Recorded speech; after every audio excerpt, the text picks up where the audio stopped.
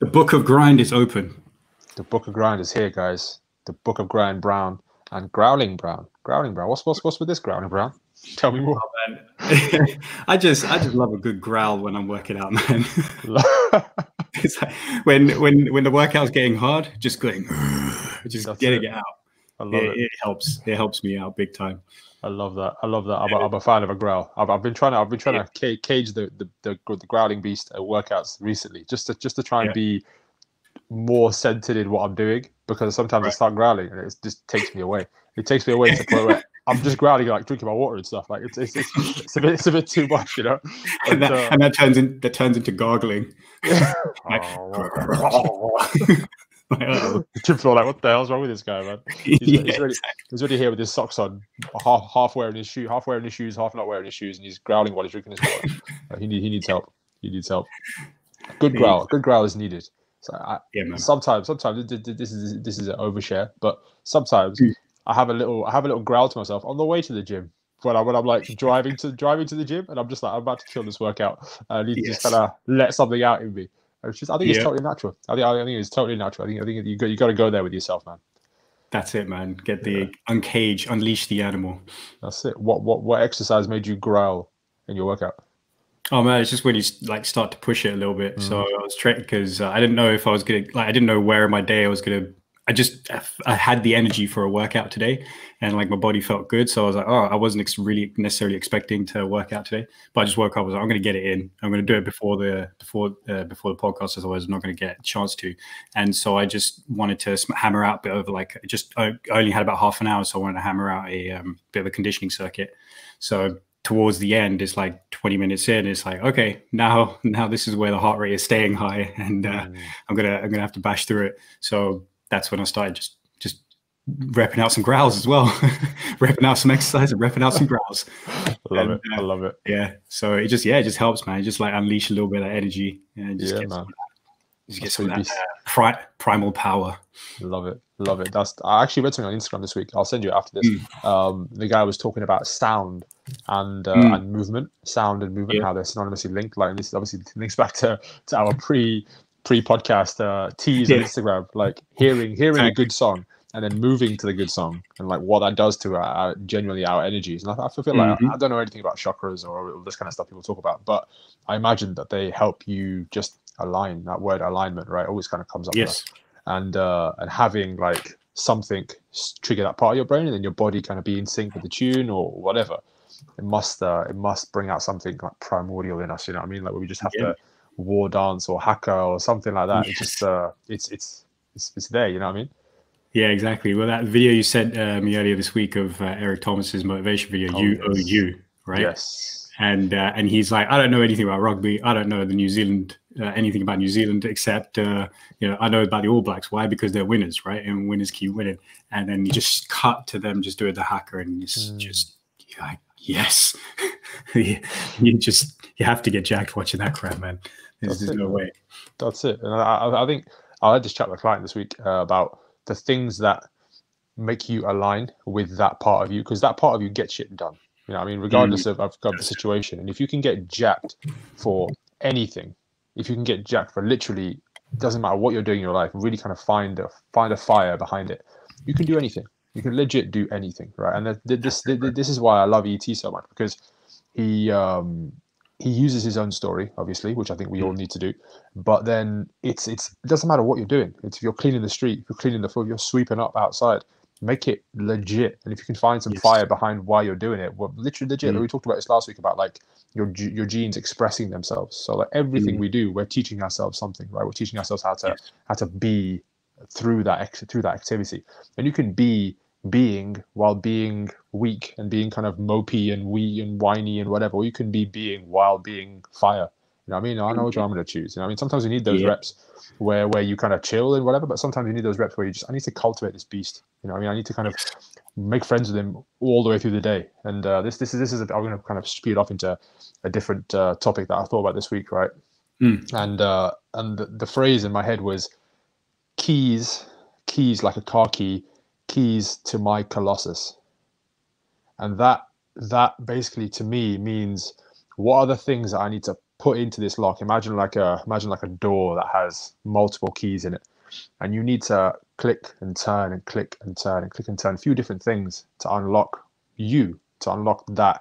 Like Tony Robbins calls it the giant within, right? That everybody has this giant within them that they can literally call upon to complete a task, to get them to do something like quit smoking, or just be who they need to be in that moment. You know what I mean? What are your keys to your colossus? And I had to think for myself, and that word kind of resonates, right? Because it's a sick word. You think of X-Men, you think colossus, and that metal man who can like can't be stopped kind of thing. But then it's just kind of one of those words that, I think the word itself just means something that just an unstoppable force, right? You can just get shit done now. And for me, it's like always comes back to family, always comes back to my why, always comes back down to how I want to, what kind of legacy you want to leave. And this ties into the Ray Lewis speech that I sent you. Did you listen to that? Yes, yeah. Oh, so good, right? Well, the bit in there where he's like, whatever you're gonna do it. Leave your legacy. When he says leave your legacy, I just like, I'm just game face. Like I listen to that on the way to training in the morning. Sometimes I'm listening to it at 4 in the morning, and I'm just like, this is getting done now. Doesn't matter what it is, it's getting done. Like I'm not going back to bed anymore. You know what I mean? That's done. Yeah. That's old news. Yeah, man. I'm too awake now. That's better. That shit's way better than caffeine. Yeah, too right, man. That's because it's coming from inside, right? It's grabbing a hold of you and being like, what are you right now? Where are you at? And I love that. And this, you know, I mean, I'm going to bring this into the podcast. The week that we had off, like that was me not aligning with the things I need to get done. And we had this chat off air where you called me up on it, and you said, look, I need this, I need that, and that was the best thing you could have done for me. You know, legit the best thing you could have done for me, because the week since has been so aligned in so many good ways. And we're going to get into the name. And genuinely, big thank you. No, not that you didn't do it in a kind of pissed off way, but you did it in an expectant way, which is you expect me to be better than I was, and I need that. You know, I mean that's the whole point of all this. Like you hold me accountable. We speak on this stuff as our own experiences, and our listeners listen. And now it's like, okay, what about you? What are you doing? You know what I mean? And that's the light you shone on me. It made me see that I was where I could optimize. Okay, find more time, make more time, sleep better, so you can get up better, and you can organize this here. And even though you've got more clients coming out your butt than ever, fantastic, fine, good, run with it. You know what I mean? Run with it, and keep going, because you want to spin all these plates. Well, then spin all these plates. And that links into the name Book of Grind Brown. And that's like, I heard this quote, I've talked about it on the podcast before. It was on some guy's YouTube page back in the day, and I think it was it's like one of these. Have you heard of 3D MJ? No. 3D Muscle Journey. They're like Eric Helms. Okay. Oh, I've heard of Eric Helms. Yeah, Eric Helms. I think Eric Helms, Alberto Nunez, one of their guys. I think it was Alberto Nunez video actually, right? And he talked about how this other guy on his video said that that's a quote that he liked, which was, "The Book of Grind has no missing pages." So if I'm gonna write this book, which is, I've got to do my training in the morning, I've got to work on clients, I've got to make sure I work on getting new clients, I work on sustaining and progressing current clients, and then there's meal prep, and then there's family stuff, and then there's business stuff, and there's all this other stuff, second training through the day, washing your clothes, making sure you sleep properly, making sure you breathe properly, making sure you make time for the podcast, all these little things. Yeah, man. There's no missing pages in that book. You know what I mean? So get after it. Simply put, find your colossus and make friends with that guy, and then go and be all that you can be. You know what I mean? 100%, man. And get yourself always course correcting, man. That's what we talk about all the time as well, and that's what we do. And that was and it was, I mean, that was a really great experience for me as well. It's like, you know, in the sense that when we had that missing week, and it's like you felt misaligned and how it impacted me, it was like, okay, let me think about this. You know, let me think about why it's impacting me the way that it is. Let me think about let me try and picture it from Umar's point of view. Let me think if I'm like, you know, being reasonable and calling this out, all those different things, because that was a process that I hadn't really been through myself for at least a very, very long time, because, you know, to just like the kind of like the nature of doing a bunch of stuff on my own, I haven't had that kind of relationship with someone where I've had to rely on them for a little bit. Right. And so that was a really interesting experience. So it was growth for both of us, for sure. It was just, it was me trying to figure out why it had the impact on me that it did, and then me also trying to put it to you so that we were both back in that alignment basically as well. So again, and like with the way you described it as well, the expectant thing, that was that is true, because there ends up being a bit of a mismatch in expectations. So that's what I was trying to really think about as well, and really feel, which was, if you feel like you're impacted by something in a negative way, part of that is because there's a mismatch in expectation as well, in that it's like, I know you live yourself up to a high standard. And so because I see that, if that goes slightly below, I'm like, oh shit, what's just happened? And then so you help me see how things affect me, and then like you said, I helped you to get yourself back into alignment as well. And I appreciate that. I appreciate that it happened as well, so that we could both experience some growth out of it as well. And it really helped me also to kind of get back in the groove as well, because the fact that this is a weekly thing that we do, this podcast, it really does, I noticed by conspicuous by its absence as well, that when we didn't do it, I was like, I was a little bit flat during the week as well. And so, because it's a nice marker in the week of something where we get to articulate things to each other, or just to get things off our chest, to really try and think through things and speak our truth. And that's a really nice way of getting aligned as well. And then that was missing. So I was like, oh shit, this is also how it's kind of had that effect. And so so it's kind of like, it was an unexpected break, but it was necessary break as well, for the reasons they happened. And they helped us grow as well. Too right, man. Too right. I like what you said there about the repetition of getting this opportunity each week to talk through things with yourself, to articulate ourselves. And I've talked about it in the past, like not being able to do that in the past, but now having a forum where it's scheduled, and every week we sit down, we just talk. I mean, like people who know us know the podcast is not massively planned. It's not massively overthought of. I mean, we've started to, I think today's probably the longest we've chatted before we've come on air. In a long time, for a while, because we realized that we start talking and it's good stuff. It's stuff that we enjoy talking about. We want to present to the world, but we haven't even pressed record yet. So it's like, okay, get that on. And I completely resonate with that. And that, I think that's I've realized now that it's an invaluable thing that I was not prioritizing as highly as I should have prioritized it within the scope of my week, because of what practice it gives me for my week, if that makes sense. Like the way you said, it helps you align. And then you start your week with clients, and that it's almost like you walk into a room and now you're prepared.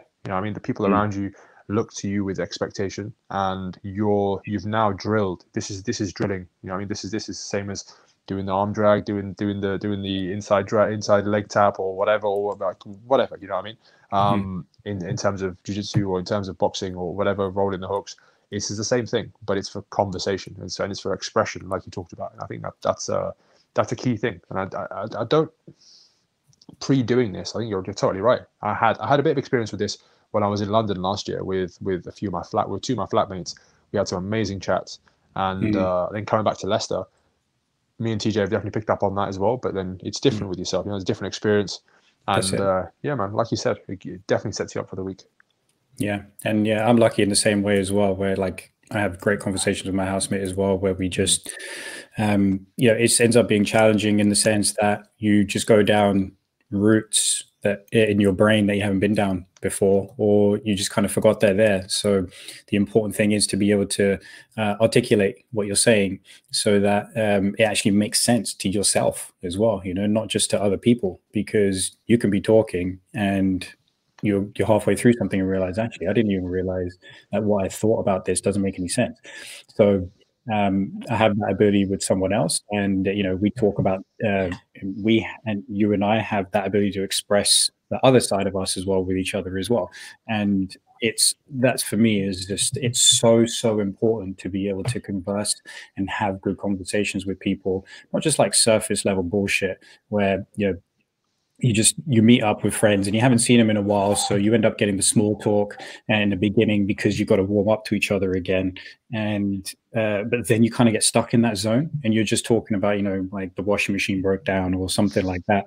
And it's like, all right, but you know, 2 hours later, 3 hours later, you know, you guys got to go, and I'm probably going to see you again in a few months' time. I mean, I was, you know, I was hoping something for a bit like, you know, you don't realize it, but I think a lot of people might not realize it as well. But your soul is looking for something a little bit more fulfilling than the conversation about your fucking washing machine, right? So, Too right, man. Say that again. yeah, exactly.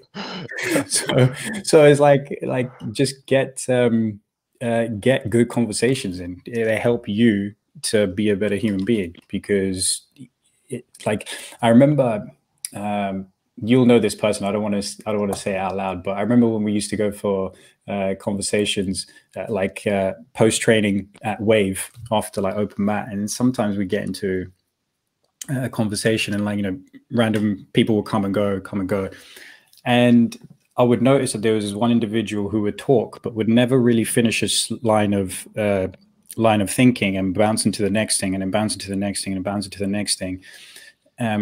There was no coherence, and it was also just, it was nonsense as well. It's like, you're not actually making a useful or a valid point in whatever we're talking about, and it just basically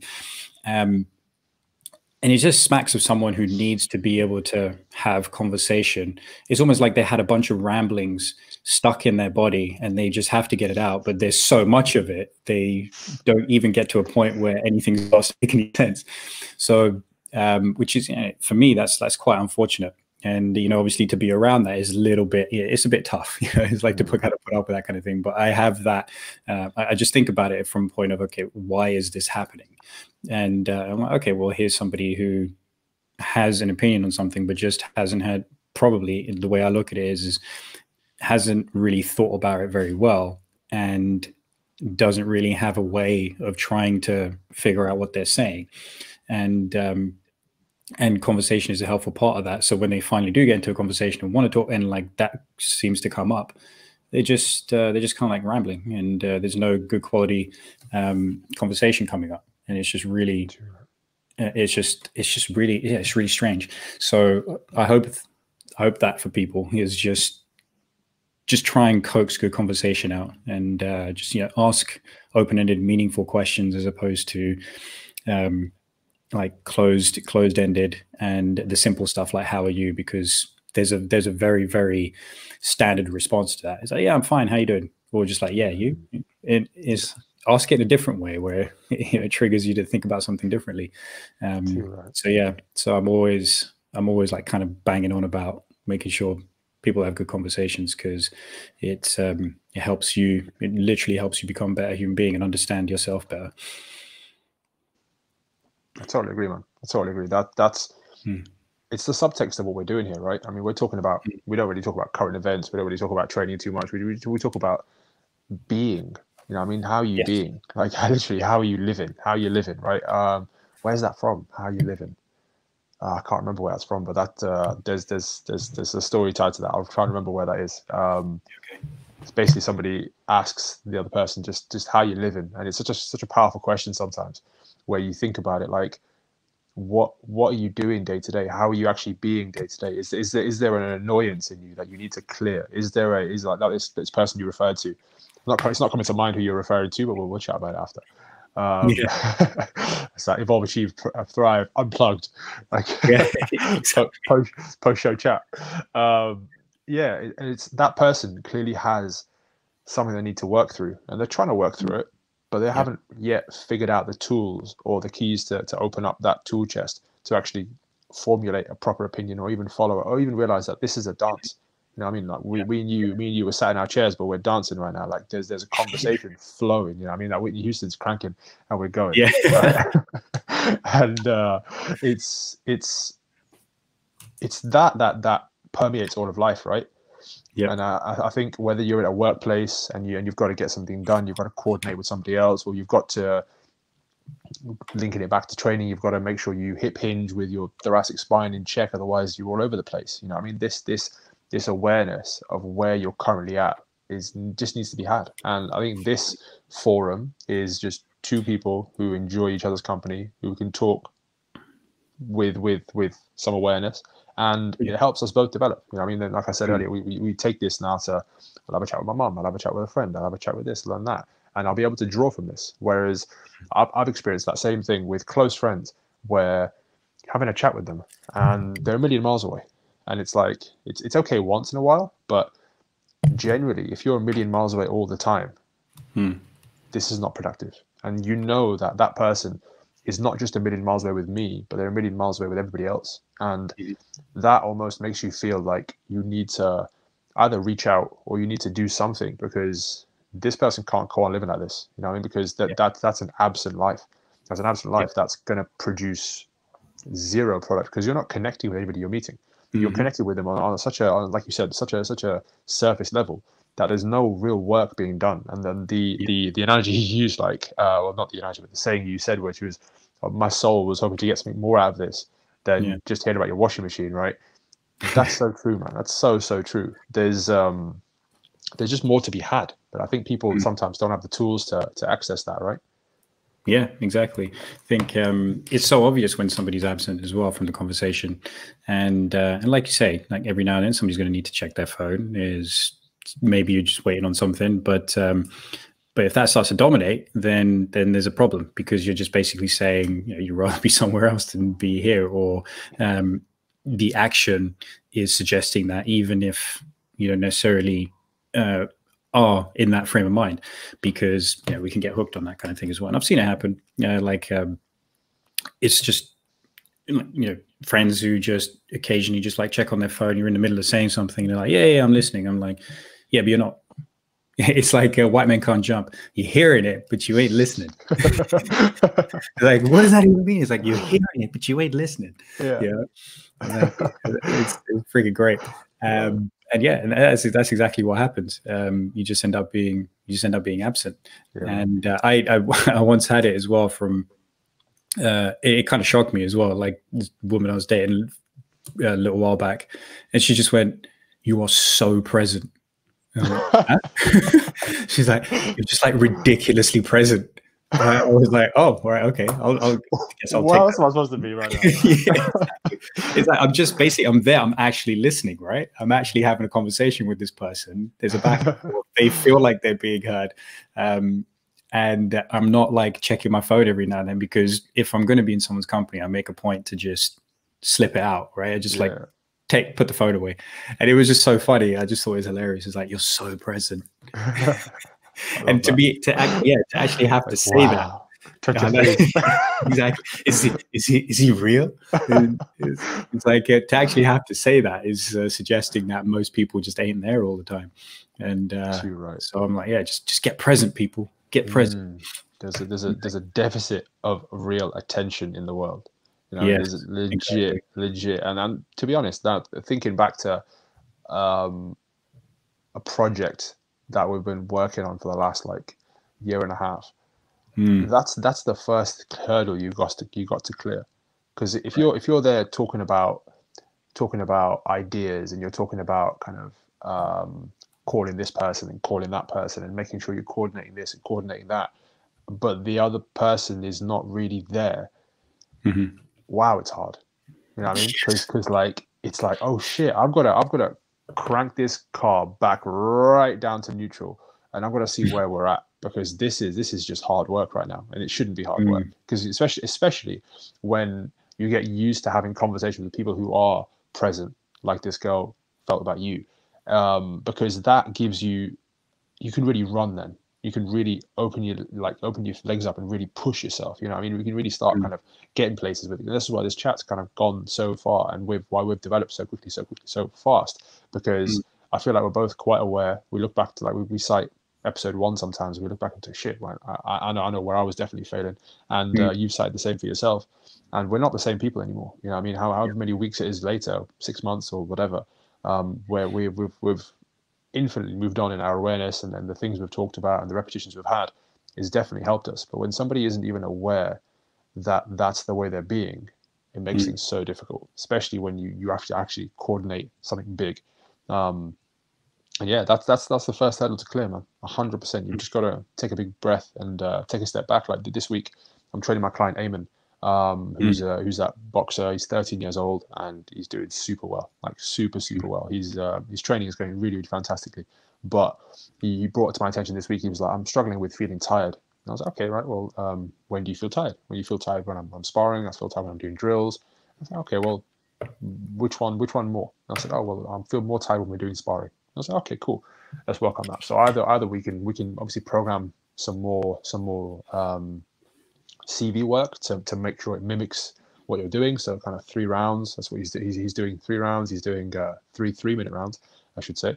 And we can kind of clear the hurdle, make you do it more, so you're in that environment more and work with the same heart rate zones and do all the science behind it. But at the end of the day, the thing that I pick up with on Eamon is that he sometimes his attention can wander.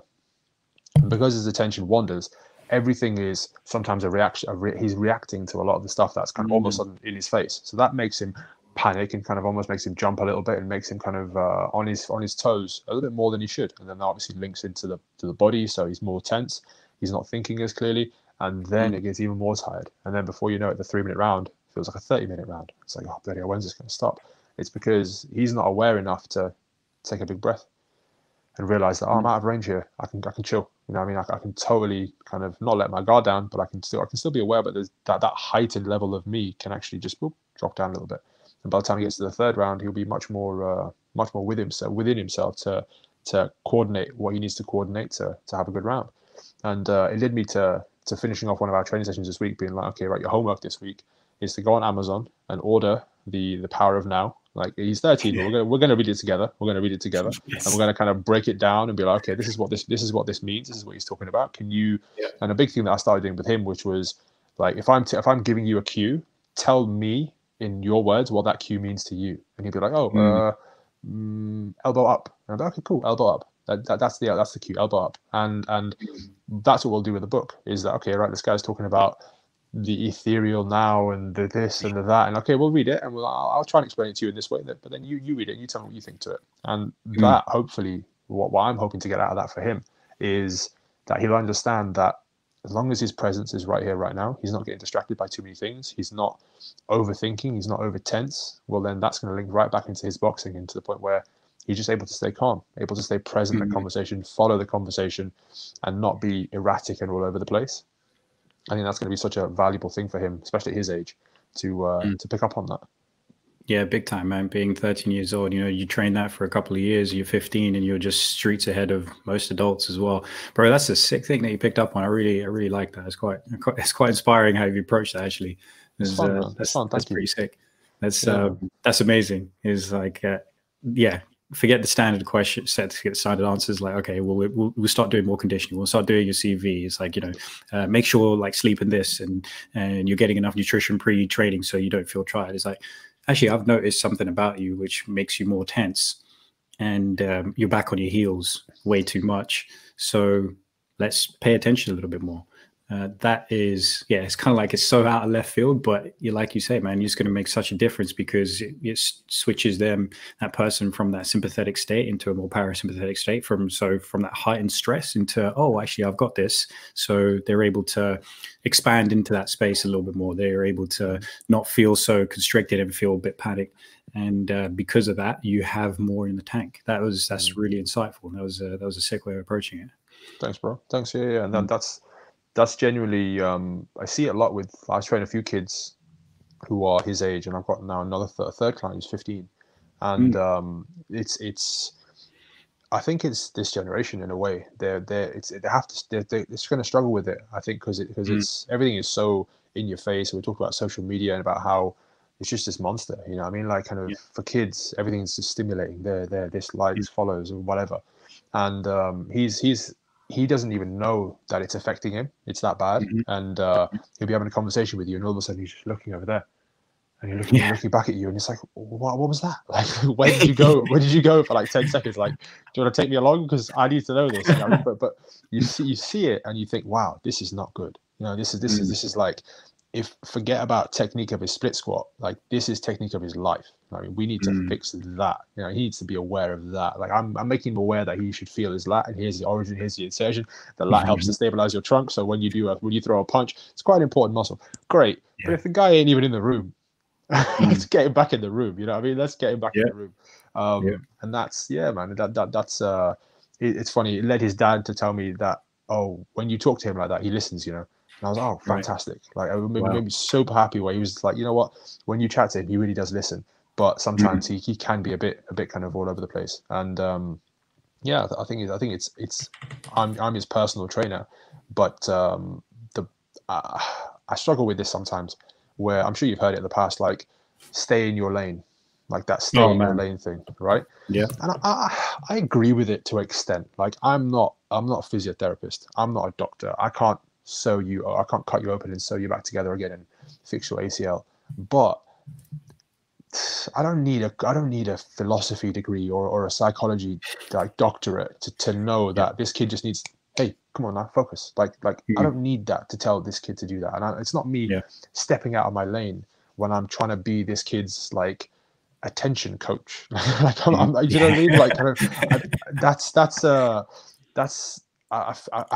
I see it when people say it, and I just think that you're just ducking the work, man. You're ducking the work of really fully imparting yourself upon somebody else, not just from a training side of things. Like we can learn periodization. Periodization doesn't change, but learning how to express yourself and organize your words in a way that helps you get through to somebody else and really makes them think about how they're being, that stuff's fundamental.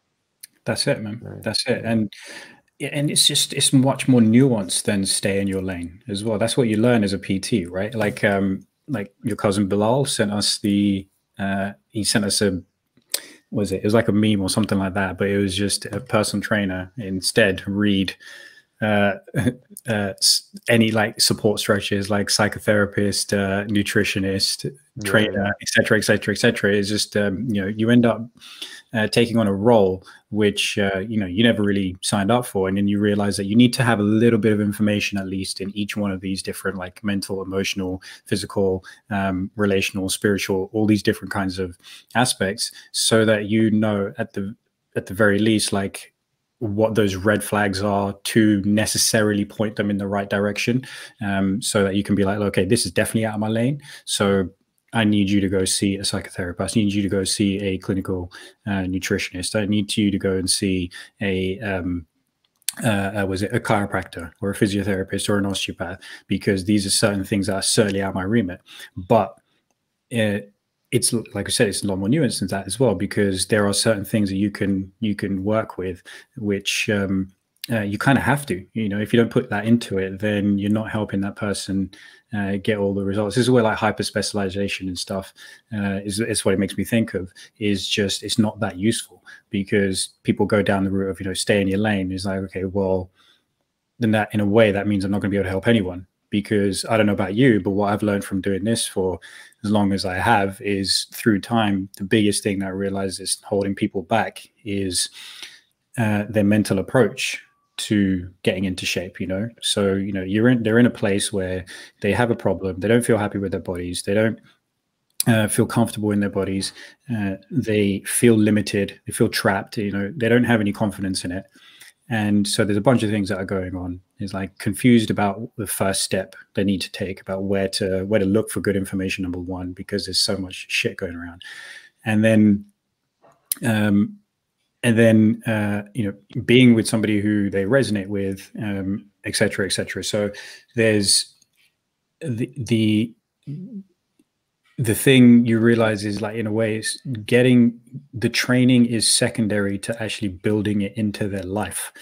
So how do you build it into their life? Well, they need to have a good relationship with started training. And how do you build a good relationship with it? Well, it's like, first of all, you got to know why the issue exists in the first place. And so there's a big mindset piece to it. And so if we stay in our lane, well, if we don't address those things, and how are we really helping people get the result that they want? Because people don't show up just ready, to make that change. We bring it out. I wish they did. Sometimes they do. Sometimes I think I'm going to recount this quickly. I think 2 clients in my entire lifetime of training. I think I've trained hundreds of people. 2, I remember them. a guy in London and one guy actually now just now in Leicester. Just show up, just game, just switch game face on, and they're ready to train. They know what they know what it's about, and they're both from massively different places in life, but it's just there in them, which is a blessing. You know what I mean? But everybody else, every single other client, I'm talking like 99.8% of clients, all have required me to sit down with them and take sometimes an hour, 2 hours, 3 hours. Like just we need to just talk because you need me to dispel some myths, like you said, like there's so much bullshit out there. You need me to tell you that I'm a good human being. I try. Like these are my reasons. Like this is why I'm in the industry. This is my story. And just let's have that resonance first, because unless we clear that hurdle, we can't go nowhere. Yeah. And that happens, like, it's about realigning as well. You're helping people realign all the way. So it's very rare that somebody shows up like that. It's like, I'm ready to go day 1 to day X when they finish. It's like they're always there. Nah, is like a lot of the times there's a lot of wavering going on. And it's basically, that's less to do with getting somebody to train and more to do with realigning them with their goal. And you know, that's completely okay, because everybody comes in with a bunch of baggage towards achieving what they want to achieve, you know, why it might be difficult. So somebody needs to show them the way in more ways than just here's a training plan. So it's, you can't just stay in your lane. You need to have that capacity to straddle lanes as well, and then really help them to push into another lane when you realize there's definitely a bunch of things here which I can't help out with. So it's almost like, I love that analogy you just used there, because I'm picturing like a motorway, and imagine like there's just constant traffic in this lane, and but this lane's free, so those just shift and we can just drop it a gear and go past people. But and that change of lane is literally like, okay, we'll come in, we've talked about split squats and pull downs and presses and core contraction. Yeah, it's cool. Like, but it's not going to get anywhere with this. Let's go over here and let's find out if we can really get through to the person and move forward, and then shift back into this lane. And okay, now we're off to the races. You know what I mean? Yes. It's really what needs to be done. Now I see this more and more. TJ actually sent me a post of a trainer in Leicester who was almost calling PTs out and just saying like, we like PTs that kind of go into this stuff need to just calm it down, or I can't remember the term. Basically just saying like, don't be that person who kind of goes overly into it with your clients. And I couldn't disagree more. I really couldn't disagree more, because it's human beings we're dealing with. We're not dealing with robots. You know what I mean? Yeah. And exactly. that if I think back to my own journey as well, I didn't have anybody come up to me and talk to me about who I was being at that time, and that's what made it longer. You know what I mean? If somebody had kind of come up to me and said, "Oh, well, who are you? Like, what's going on in your life? Let's just chat about that. Let me just kind of get to know you," and then be like, "Oh, well, you go to the gym quite a lot, right? I mean, you're but you know you're a bit overweight. Like, you want to get that? You want to sort that out? Yeah, I want to sort that out. Do you really know how to sort it out? Are your habits now aligning with that stuff? Oh, well, not really. Okay, well, let's get into that. You know, I mean, that's largely that's the approach I'll have on the gym floor. If I talk to somebody on the gym floor, I'm not going to go up to them and be like, "Oh, well, show me a split squat technique. Let me make sure it's perfect." It's like, no, I'm not here to do that. I'm here to help this human being. You know what I mean? And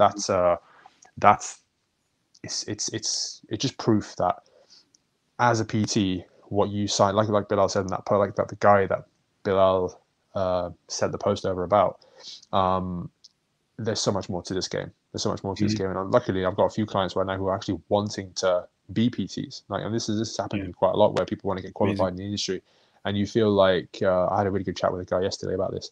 You feel like they qualify and they'll have level 3, but it don't mean shit. You know what I mean? Because that's like, you have your reps qualification, but are you life qualified? You know what I mean? Are you School of Life qualified? Like, you need that first, because that allows you to go next to somebody and be like, you know, I can help you. Let me talk to you about your life. Let me kind of help you organize this, that, and the other. It's they don't teach you that in reps. Exactly. Yeah, exactly. Your reps level 3 qualified is thanks. It's there's a lot more to it than that. And I've had to say that to a few people. There's been a few people down the road who've asked about, like, you know, being a PT. I was like, cool, like, you know, great. I'm never ever gonna somebody once said to me, is like, "Man, you sounded like you were pretty heavy with this person." I was like, no, I'm just telling them how it is. Like, I want them to go and do the thing they really want to go and do, but you got to understand that there's more to it than just getting that level 3 qualification. Is like, that's your route in, and you know, arguably it's even It's like, it's so basic that it's kind of embarrassing. So, and it still is that way, as by the looks of it. Mm-hmm. But you know, once you're in, is like, then you got to think. And I always even say as well, because like a lot of PT companies have like the bells and whistles. You know, here's a diploma and do an education in this and that and this and that. Like, I'm like, look, the only thing you need to become a PT is that. I think it's the basic nutrition module and the basic modules on anatomy and physiology and how to program for clients and stuff, basically. Mm-hmm. I was like, just do those. Like, don't even think about doing all the bells and whistles unless it like completely speaks out to you. Because once you start, you're going to realize that there's like, you know, a few months down the line, there's a different way you might want to approach things, because you'll go in there and you'll start realizing that people are a little bit different. And then it's going to expose you to what you really, really want to do. Because I can say that from experience as well. Like, I'd signed up to like the diploma and just like paid a bunch of money out of my ass, which really shouldn't have done. And I was just wasting my time on it, because when it came down to it, I was like, oh, I didn't need any of that. And I didn't want to use any of that ultimately as well, because I realized very quickly once I got into the industry that I wanted to approach it in a very different way to what that diploma suggested I was going to approach it with. And that was only made obvious through practical experience. So there's absolutely no need to, you know, to do that. And but yeah, you got to do just because you got that basic as well doesn't mean you got the experience. You got that entry in, and now education really begins. It's like, now you really start to think about what it is that I want to do, and you start to realize that you impact people in a lot more ways than just getting them fit. Mm-hmm. Too right, man. Too right. And I remember a chat I had with Nick Mitchell once, and I was lucky enough to have a few chats with him. And one time, I remember he was dressing the whole team over at UP, and he said that a PT on the gym floor, a commercial gym floor, has to wear many hats. And this is one of the things that actually made me wanna not be at a company that made me only wear one hat, which was a trainer, and which was kind of like, it was a bit too shoehorned for my liking. And it was that I want to wear many hats. I want to be I don't like this phrase, but it's used like jack of all trades, master of none. So I want to be a master of all trades, jack of none. You know what I mean? I want to be a master of all trades, jack of none. And that's kind of that's the picture that's painted. Oh, you've got to do a lot on the gym floor. So join a company that is taking a lot of the ambiguity away. The sales process is gone, teaching you how to deal with clients, and they do a good job at it. But I want to be able to connect with people at a human level, because ultimately I'm missing those reps now. When I came back to a public gym floor, which I love being on right now, it's not ideal for training clients, because you're looking for the 6 kilo dumbbell, and some guys doing kickbacks with it over there, and some girls doing like God knows what with it over there, and you think, oh, this is annoying, but then you work around it, right? But at the same time, having that process of approaching human beings and actually talking to them, just talking to somebody about and it's difficult. It is difficult to approach somebody on the gym floor, but having the energy about you that you're not there to sell something, you're actually there to impart knowledge. And if you have knowledge to impart, it won't take you long to get that into a conversation. And for somebody, the right person, who's actually got investment and intention, to be like, oh, this person's somebody that I need to spend more time with. So here, let me part with some of my hard-earned money and actually book in time with you to see you 3-4 times a week, and let's move forward. You know what I mean? That's when you said that, I think the impression that you're trying to give off was one of, here is better, but it made me think, no, there is better. Like, I need more tasks to do. I don't just need to focus on this one task, which isn't personally fulfilling me. It's interesting, man. It always comes back down to the many like many plates you have to spin to be hopefully a good personal trainer. Yeah, exactly. Just take it all on board, and and just kind of be honest with yourself as well. It's like, you know what, I really don't want to go down that path. I need to find somebody who's better at that than I am, because if that opportunity or if that situation ever arises, I can point somebody in that direction, you know? So certainly important to figure that out, man. Too right. And I think it's important to be on the gym floor. I mean, this is kind of, it's not a gripe with online personal trainers, but I think having on face-to-face conversations with another human being It's everything, man. I can't wait for the day we get to do this podcast in person. It's gonna be great. Yeah, exactly. I've not seen you since we started this shit. Exactly. People probably don't even know that. Like, no, we've not even seen you. We conceived this baby, and we've not even seen each other. It's Exactly, like, man. absent parents, just like just do what they need to do. But then actually, I can't wait to just call there. Be like, oh shit, you're real. I can actually Exactly. I see how present you are as well, like that chick. Yeah. But, yeah, I think being on the gym floor with a person and seeing and being in their presence, that's vital, man. You can't, in my opinion, you can, if you're a very good online coach, you've done all the work, go straight to online. But I think you need to have time spent on the gym floor with people, and it's almost like a rite of passage. In some ways, it probably be seen as, I'm wasting time. I could be online. I could be reaching more people. I could be impacting more people. Yes, but to hone the craft and to really see someone and to be like, okay, well, like I wouldn't have picked up on Eamon's jitteriness if I hadn't seen him and had conversation with him in person. Like, that intuition only comes from spending time with the guy and going to his house and training him, versus me looking at a check-in sheet and being like, okay, cool, tick, you're good, crack on, and let me increase your volume here and drop your and change your tempo there and swap out this exercise for that exercise. It's like, yeah, again, we're not writing programs for robots here. We're writing programs for human beings. That's it. So go and be present.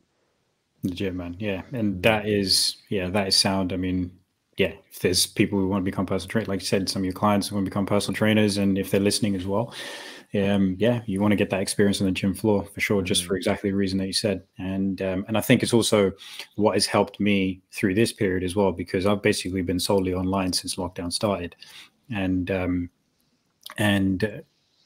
it's just worked out. It actually, I mean, I've made it work out, and thankfully, like, my clients have been super supportive as well. And I feel like they've really benefited from it as well. And they've taken things to the next level. But it's because of the experience that I had already, and knowing the things that affect people is what allowed me to create the online program that I have created, so that people can follow that. Otherwise, it's just a bit of a shot in the dark as well, because a lot of it has some behavioral elements in it too as well. Is like, it's not just going to be about, here's your training and program that in. It's going to be about how you go about living that life, which is going to get you to the result that you want and sustain that result. And I was able to bash out a program simply because I've seen, I've been in it long enough, and I've seen it with people as well. So if you want to go online, it's certainly viable, but just you just got to take the physical experience first, and then be able to apply that. I think that's super necessary. Yes, I was waiting for that. Just pow, super necessary. Okay. Tell you, man. Exactly. We're manifesting that shit. We're manifesting that shit. And Street Jesus is going to hear us. We say it every Sunday. We say it every Sunday, and it's like a I don't know, some ripple effect. Some butterfly in China's flapped its wings, and he's gonna be like, "Huh? I need to listen to this." It'll be like, hopefully YouTube like fix the algorithm, send it to his suggested feed, let him listen to this episode, play it from right here somehow, and he'll be like, "Oh, these guys, yep, that's it. We'll be in the middle, and it'll be Street Jesus Brown right over there." Exactly. Yeah.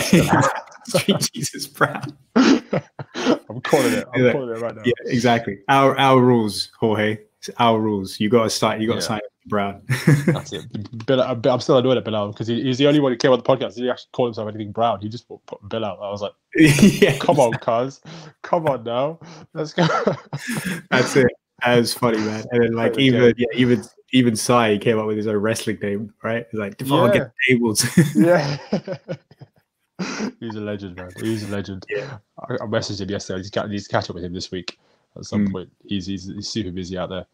Yeah, man. Yeah, man. Yeah, well, he put up a post for our listeners, check out on Instagram at Kingsley Dutton, and Sai put up a post super inspiring of his client who was just super shy, didn't even like taking pictures, and then after his transformation, he's got him taking pictures of his transformation in like the busiest part of Hong Kong. And so you can kind of imagine the not just the physical but the mental and transformation that this person's taken on as well. And he talked about it in the podcast with us as well. It's like listen to episode 18, I think it was, and Yeah, it was just no, not 18. I can't remember now. I can't remember now. I hope it is 18. I hope it is. I was so impressed. I was so impressed just then. Yeah, It's like exactly. Ariel Helwani. He's like UFC 131. It's like, what the hell?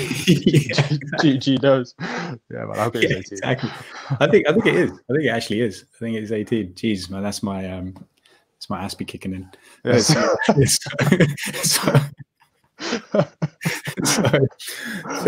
Yeah, it was sick. It was super inspiring. He talked about it in the podcast as well, like the kind of thing that makes him tick. And yeah, that is what it's about. Actually, on that note, I'm gonna give a shout out to my client, Catherine.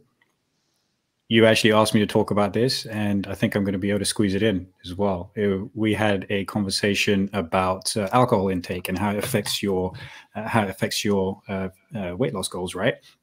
First of all, I want to say with her is like smashing it in that she's making the incremental gains and the shifts are occurring, and just, you know, that's just delightful to see. Like when somebody's making those shifts and realizing like where they're coming from, where they're going, and where they're at in their journey, and how they're how you don't have to come from a negative place with it. You can always come from a positive place for it and appreciate that journey. And that's certainly happening, and just like super it's super cool to see that process taking place as well. And yeah, so I'm super stoked for her and the kind of results that she's gonna get to. Like, I know she'll make it. It's just got to keep going. And then we were having a conversation because just alcohol intake came up, you know, how to manage alcohol intake. She said, like, what you just told me, I think you should talk about it in your podcast. I was like, all right, let's talk about it. Like, I'll find a way to make it fit. And I thought that was actually a good point to bring it in. And so the idea, it was basically about how it interferes with weight loss goals, right? So when somebody's on a weight loss goal, like I always say to people, is you want to have you still want to be able to have a sustainable lifestyle, you still want to enjoy your lifestyle, right? It's not about like complete restriction where, you know, some people want to blow their brains out by doing that. So I say to them, look, you have to make it fit. But if the particular goal is weight loss, then you got to make sure that regardless of what you're eating, you're in a calorie deficit, right? So your energy out, your expenditure, your activity levels, your basic day to day is the energy that you spend on that is going to be greater than the energy that you intake through food, through drink. And so with alcohol, first of all, it has like 7 calories per gram of alcohol, and then some, because of, like, you know, depending on the kind of drink that you're having, there could be more sugary as well. So there's going to be some carbohydrates in that too. To put that into perspective, protein and carbohydrates have 4 calories per gram, and fat has 9 calories per gram. So alcohol is closer to fat in calorie intake than it is to the others. And not just that, there's no nutrition in alcohol as well. So you're consuming empty calories, so your body still is craving nourishment, so it will still tell you to eat food and eat more than you normally would if you're consuming alcohol, because those calories don't really do anything for you. So that's one way that interferes with your weight loss goal, is just without realizing it, you're consuming way more calories than you otherwise would. Then so that's why you've got to be super mindful of what you're drinking, how much of it you're drinking, so that it still keeps you in a calorie deficit overall. Then the other thing is alcohol interferes with fat metabolism, right? So, you know, your ability to use fat as a fuel, and with alcohol, which is ethanol, is quite toxic for the body, right? So anytime you ingest alcohol, your body and your liver just goes, hey, I don't like that being here. I'm going to preferentially use that to try and metabolize that so that I can get it out of the system as quickly as possible. And so when you're doing that, you're not going to be using any other fuel source within the body. And if you're having excess alcohol regularly, that's what creates fatty liver syndrome, which is fat depositing itself on the livers. And because you're just not using fat, your liver is not metabolizing fat. It's not using it as it's not breaking it down so that your body can use it. So and it's been shown, like even like in just regular amounts of alcohol as well, you're impairing your body's ability to metabolize fat. So that's another way where it's going to impair your it holds you back in your weight loss goal. So especially if you end up consuming more than what keeps you into a calorie deficit, because it makes it a hell of a lot easier to put weight on. And so that was a couple of things we talked about, and she was like, that was something that I feel like more people could do with hearing, how the empty calories end up helping you put on weight if you are unable to maintain a calorie deficit while drinking alcohol, and how it impairs your fat metabolism. And on top of that, it's also interferes with like all the cells, like the so-called battery, the mitochondria in cells, where if there's excess alcohol in the system, then they don't create energy as efficiently as well. So if they're not creating energy, so even though your metabolism goes up because you're trying to get rid of alcohol from your body, you're not actually, it's kind of like it's not doing anything useful. It's the only useful thing it's doing is getting rid of alcohol from your body. So but otherwise in other cells in your body, it's impairing their ability to process exactly and create fuel for you. So again, that's another way that's interfering with that. And then another way that it can interfere with it is because inhibitions are reduced as well. And with alcohol intake, it can put you into a hypoglycemic state, i.e. it reduces your blood sugar levels. So your body and your brain just go, I need food, otherwise I'm going to go into hypoglycemic shock. So it makes you want to eat more as well. So by reducing your inhibitions, you lose discipline, and then so you will consume more calories without actually really thinking that you consume more calories. And because it puts you in a hypoglycemic state as well, your body is just like, give me food, give me food, give me food. So again, you wolf stuff down. Exactly. Yeah. So like, especially like more sugar, and you'll want to consume that more. So that's another way that it does it. And then finally, I mean, I could carry on, but there's with sleep. Yeah, exactly. Preach, brother. There's the sleep as well. So it hands down, pretty much without fail, affects your restorative sleep, almost regardless of the amount of alcohol that you're having, especially the closer to bedtime that you have it.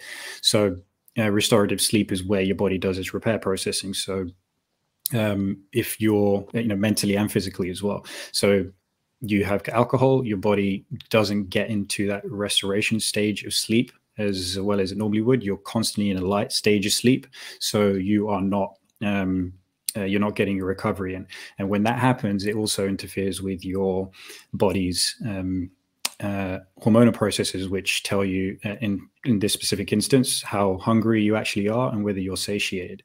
So it will increase the hormones which tell you that you're hungry, or push it out, and then you will eat more when you're in a sleep deprived state. And when you're in a sleep deprived state, you have less movement during the course of your day than you otherwise normally do, because your body just wants to conserve a bit of energy. So there's less movement going on, and you're going to be eating more. So those are other ways that those are a lot of the ways that it affects your ability to achieve your goal on your fat loss journey. And so you have to be very, very mindful of your alcohol intake. Bro, you smashed that out of the park big time. That was really good. So reeling off some decent facts there, man. Yeah, cheers, man. I mean, like, actually, from your point of view, I want to ask you about that as well. How do you help clients handle their alcohol intake? Like, what's the levels of advice you give them on that? I want to be totally honest. I don't really tolerate it. Genuinely, yeah. I'm not. I love the way you broke it down, because I don't know those facts. I'm gonna go around and I'm gonna rethink about those facts. The way I broke it down, I've used the calorie one in the past, in the sense that if you're spending some of your allotted money of the day and you're just throwing it away, you can't recover. You won't recover, because you need those carbs to come back for the workout tomorrow. You need those proteins to build the muscles, so you can get the tissue on your frame, so you can achieve the goal you want to have. You literally cannot afford to spend these calories in other ways. Like this meal plan doesn't have alcohol on it for a reason. And it's like, not that I expect you to go to a cold turkey, but the conversation I have with clients pretty early on is that the perception of a bad diet is, in my estimation, a terrible diet. know what I mean? So what I mean by that is like somebody will come in and be like, oh, my diet's okay. It's not too good, but it's okay.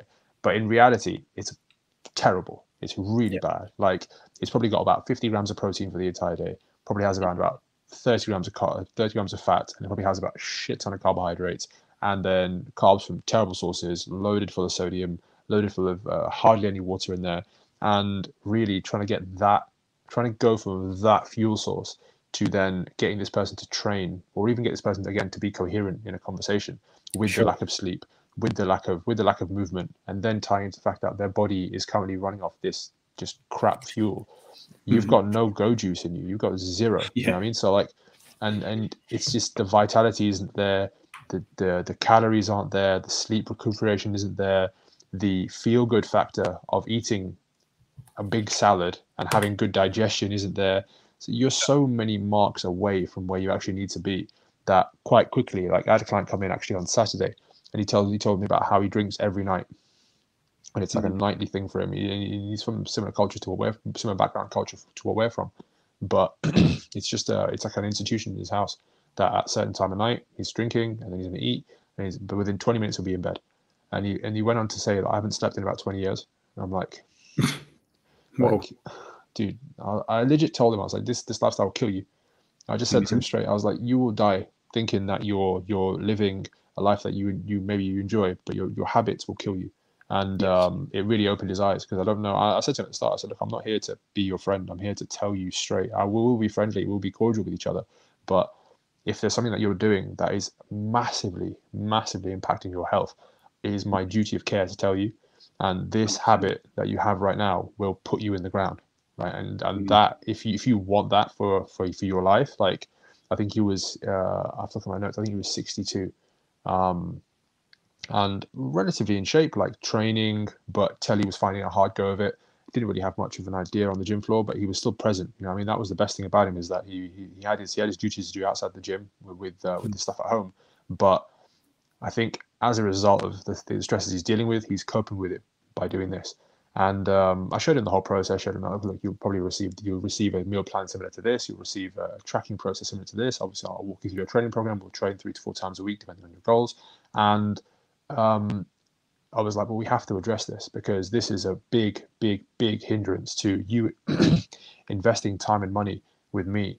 And you simply will not achieve what you want to achieve with this level of alcohol intake. And it kind of goes back to what I was saying with people thinking that what you're doing is okay, but really it's terrible. Like the perception shift that I want to create in a lot of my clients, and I might have managed to create in a lot of my clients, is that this stuff, whether it be alcohol, whether it be a birthday cake, whether it be anything sweet, indulgent, whether it be a restaurant meal, is a once a month thing. It's a once a month thing where we're going to enjoy this, we're going to look forward to this, but the rest of the 30 odd days, we're on point. Like, we are on point. Like this, if you want this, here is the plan. But don't tell me that you're adding to this plan with all these extra calories, which I then have, like the way I defined it to him yesterday, was like a secondary spend. It's like you go into Asda, and they put the sweets by the counter because they know you're going, oh, it's 25 pence, I'll pick it up. And it's a cutesy way of kind of wrapping it up nicely for you. What you said about how alcohol lowers, well, it actually makes that shift into hypoglycemia. You're then more prone to the secondary spend, which is a bag of quavers and a Yorkie bar, and then that leads on to the next thing, and then the wrapper is, oh, I want another thing, and I want a doner kebab, and I want this, and before you know it, it's 3,000 calories deep, and it's now 9 p.m. and you got to go to bed, right? It's as much as we can. I think that stuff needs to just be shifted, man, because it just doesn't serve us. Like you just said yourself, like ethanol, putting that in the body. It's go and put diesel in your petrol car, see how far you get down the road. It's like no, man, you ain't got a chance. You ain't got a chance. And then that's what people are doing to themselves daily, and then coming to a health professional and saying, well, this is kind of what I want to do. I understand that it's habit, but habit's had its day. We need to go. It needs to get checked. You know what I mean? And that's kind of, that's my stance on it. I'm quite strong on that stuff with clients, because again, like, I feel it's a duty of care. I wouldn't let you do a bad split squat. I wouldn't let you do a kettlebell overhead press with terrible techniques to the point where it could come back and smack you in the head. So I cannot not address this with real passion and real kind of conviction, because I know it's literally going to put you in the ground. Yeah. Amazing, man. I love that. The perspective shift is a big one. I think, like you say, a lot of times people thinking, it's not too bad. The way I always approach it, the angle I always approach it from, at least this is what I'm thinking, is even in my own life, I'm always saying you don't know how good you can actually have it. Yes. So love that. I mean, like, I've got the history is, I mean, you were in the city as well. So, I mean, I worked basically my whole career in the city, and, you know, high achievers, because they are people who have, like, worked super hard in their careers so they can get to a high level, be where they want to be. And, you know, they have families, they have super busy lifestyles, they're driven people, family oriented, as well as, like, you know, driven, family oriented, work super hard, but a lot of the times it's at the cost of their health. And so the amazing thing is they've been able to achieve all these different things. And but the way I always put it is you still don't know how good you can have it. You can have all those things, but imagine how much better it could have been if you had just a little bit of focus on your health. Because I mean, just think of it from an energy point of view. You know, you do a training session where you get a little extra sleep, and how good you feel from doing that. You're flying, you know, through your day. You're flying through your week.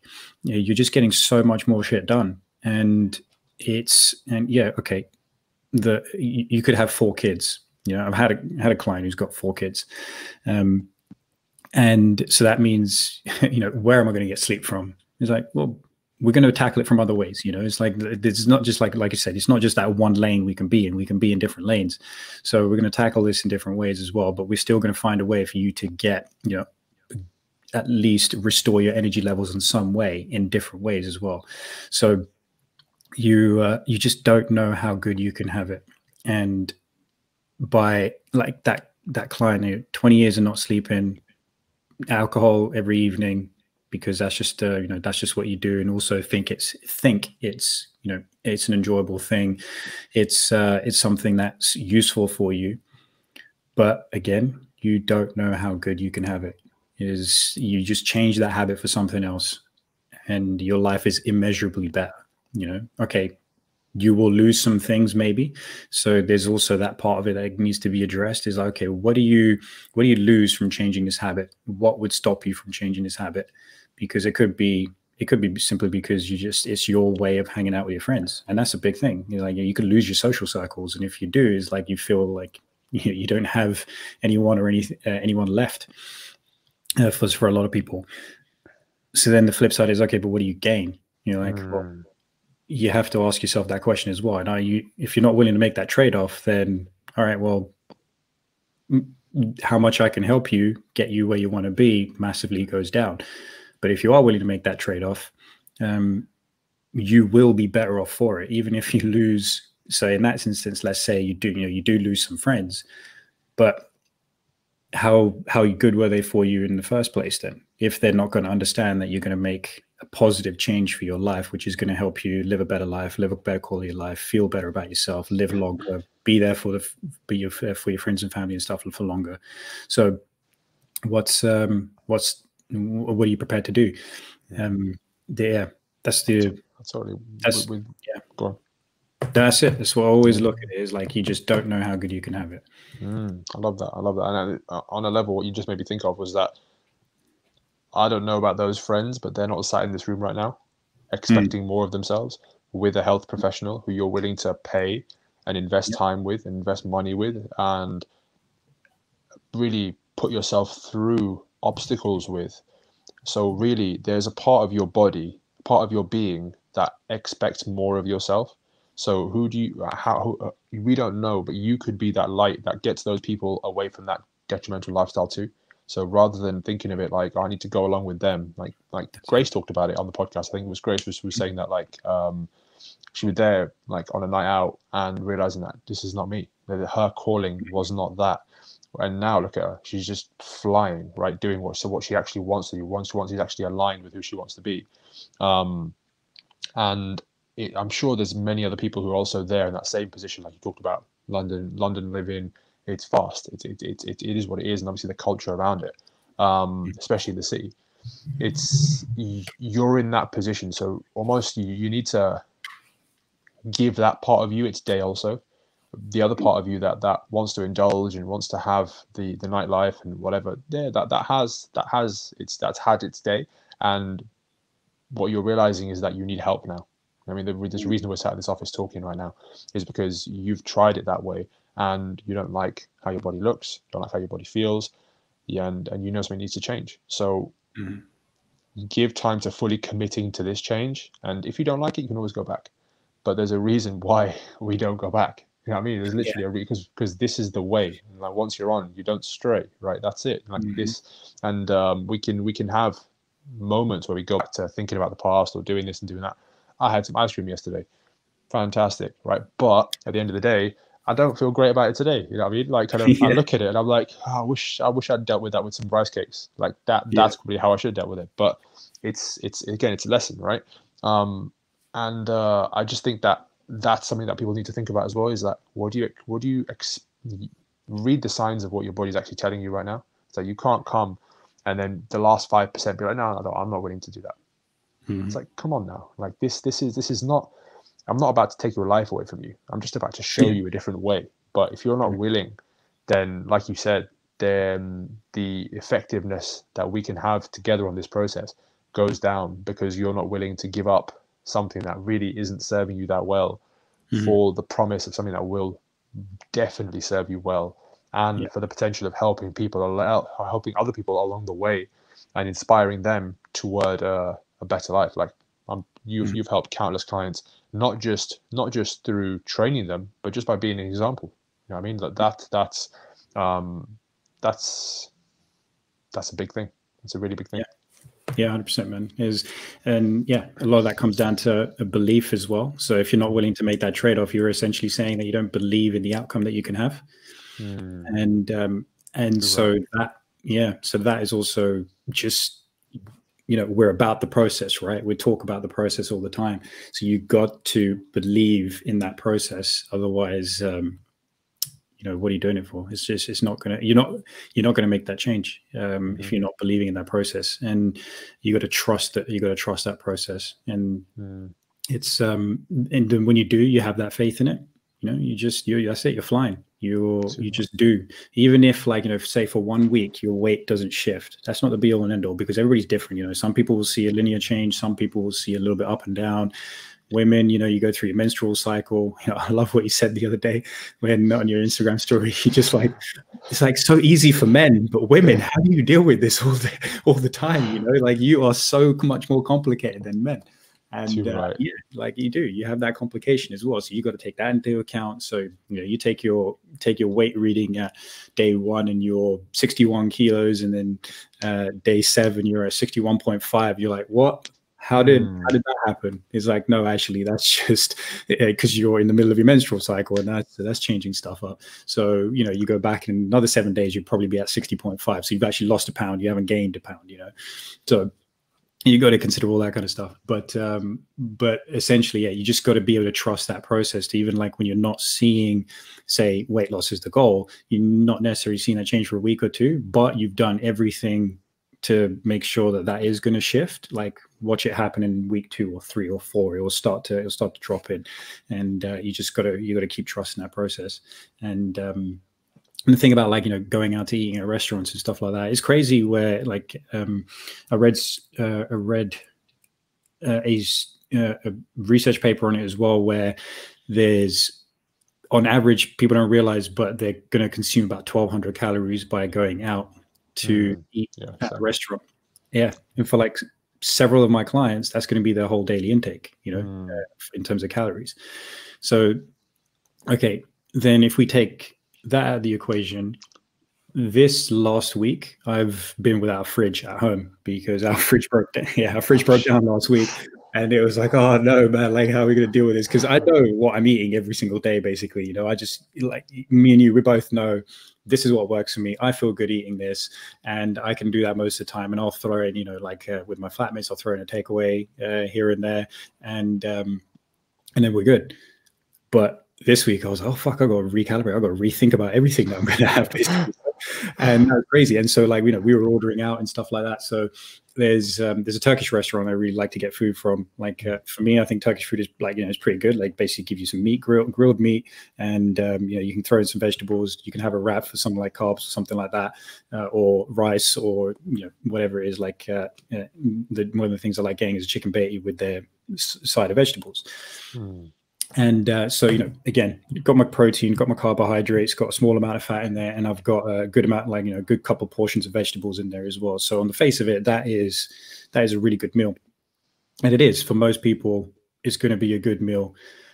But also, I know I feel different if I had versus having the same thing at home, because it's the thing you cannot account for is what is cooked in, basically, and how well and how the quality of that oil, for example, and that has the effect. And I've noticed it. So it's like, if I had the same quantity and same quantity of the protein, carbohydrates, fats, and vegetables at home, I would still feel different compared to the meal that I had outdoors.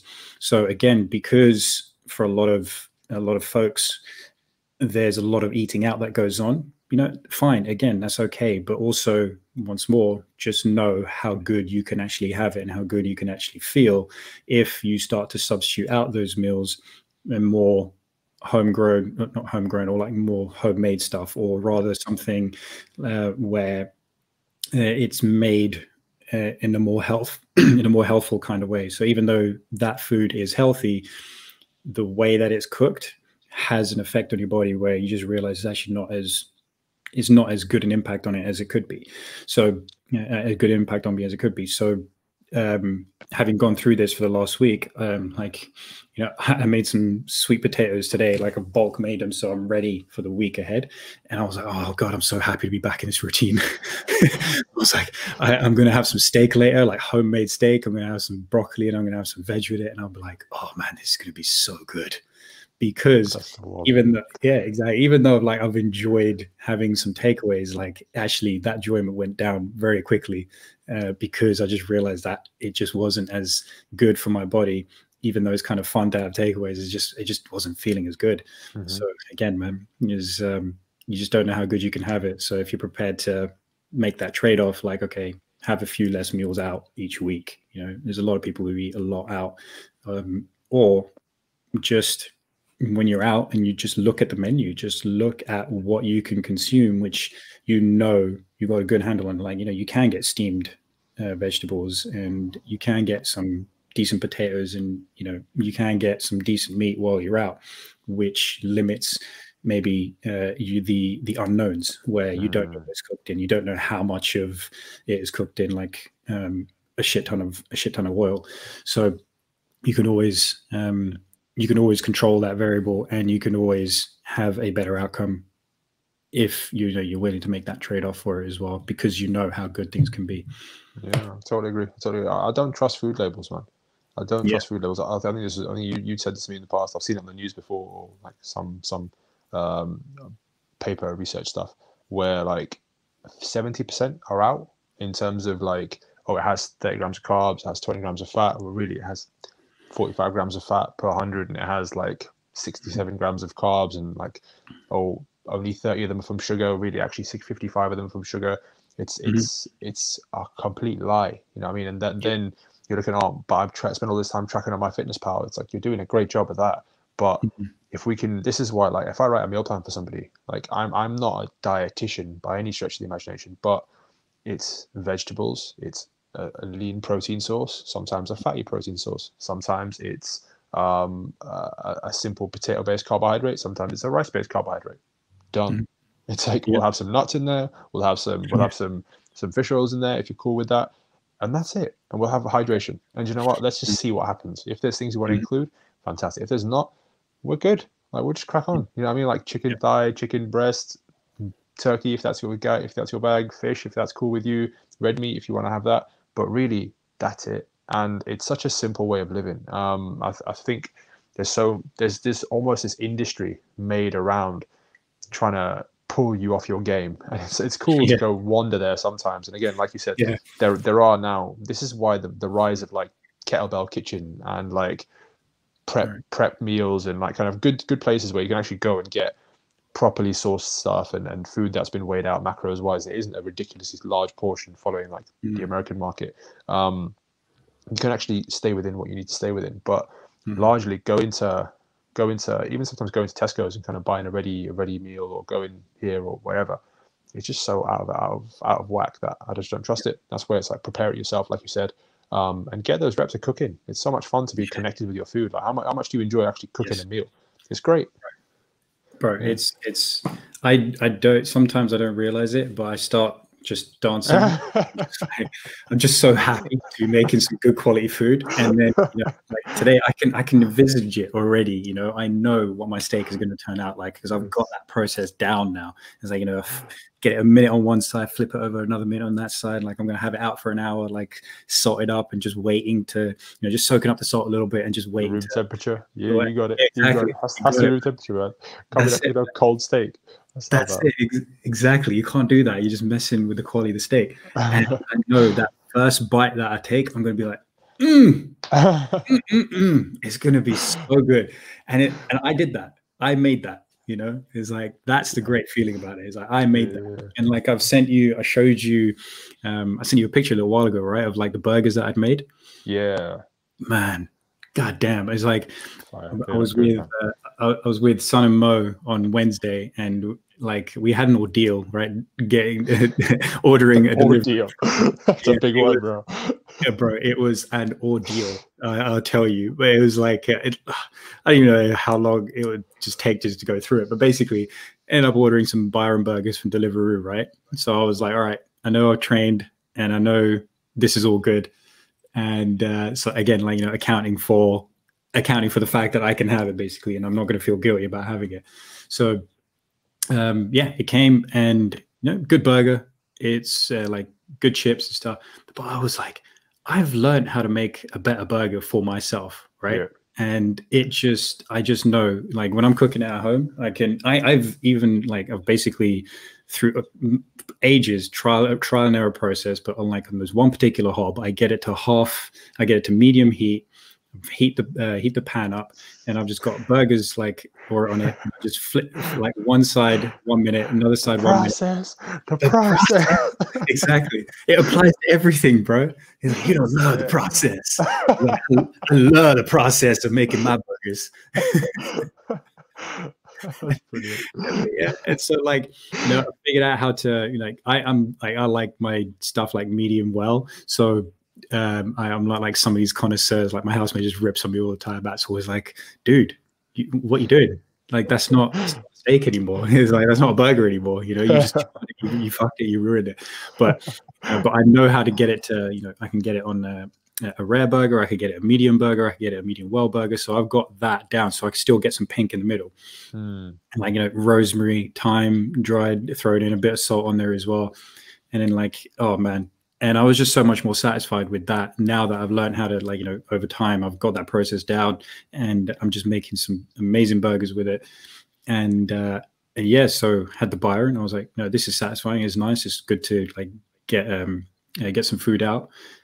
But my burgers are way better because I'm making them how I want them. Yeah. And I know the process now. And so that is a really satisfying thing as well. It's there's a lot of people who hate cooking, who don't like cooking.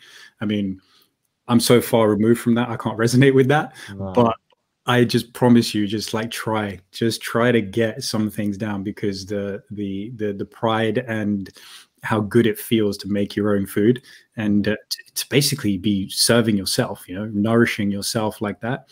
And that process is worth it. It could take you an hour and you could wolf it down in 10 minutes or something. That's bad. Don't wolf it down. Chew your food. Exactly. Chew your food. So important to make sure you don't overeat. Okay. We could talk about that for ages, but I know it feels like, okay, I've spent all this time and it's going to be gone in 10 minutes. No, that's not the point. Yeah, it's like creation and destruction. Yeah, it always takes time to create something beautiful, and it's easy to destroy something. But I promise you, destroy it, and it's the best feeling of your life. It's just so good to just eat the things that you make. It's You're just right, man. there's something extra about it. It's like that whole idea of like, you know, being made with love. It's like Yes. there's a reason why everybody's mother's cooking is like the best shit ever. It's not just because I don't think it's just because of like, you know, the flavors that they ingest and it's something that you've grown up with and you're used to that. I think there's more to it. Multifaceted, man. There's levels. There's Exactly. levels to this game. The guy at Byron don't give a shit about you. Exactly. He don't know your name. He don't care about nourishing your soul. You know what I mean? He's not carrying you around for 9 months. But he's still there with his chef. He's still there with his chef hat on. You want to go snatch it off his head and be like, you ain't a chef. I don't know what you are, but you're not a chef. Go on. Well, it goes back to what you're saying at the beginning, right? Which was what was it like? What is it? The keys to my colossus as well. So you can make anything worthwhile, or you can make anything shit, right? Yeah. And so even if if that chef has it in his head, he's like, you know what, I'm feeding someone today, and I'm going to make sure they enjoy this meal as well as possible. You may never see that person. You may not have that physical connection with the person. You may not even deliver the food to them, like whatever. You're so disconnected. But if that person decides that, you know, I'm going to take the responsibility of making this the best possible way that I can because it feels good to do that. It satisfies me because I know I put my effort into it. And it doesn't matter how low you might think the job is, like, but if you do it well, you've satisfied a part of yourself that you didn't know that needs satisfying. You know, you fulfilled a part of yourself that didn't know that needed it because you put effort in. And when you put effort in, you feel good about that, you know? So you've made it so that, you know, with the vision of, like, I can imagine like me, if I want to be in that, if I want to be in that kitchen, I want to be like, all right, each burger, that person is the person who's going to get it. I want to make their evening, you know, I want to make their day. I want them to enjoy that. And so you're going to put that little bit into it as well, which is that ingredient that is intangible, is something that it's something that you give to people as well. So I hope that they approach it like that.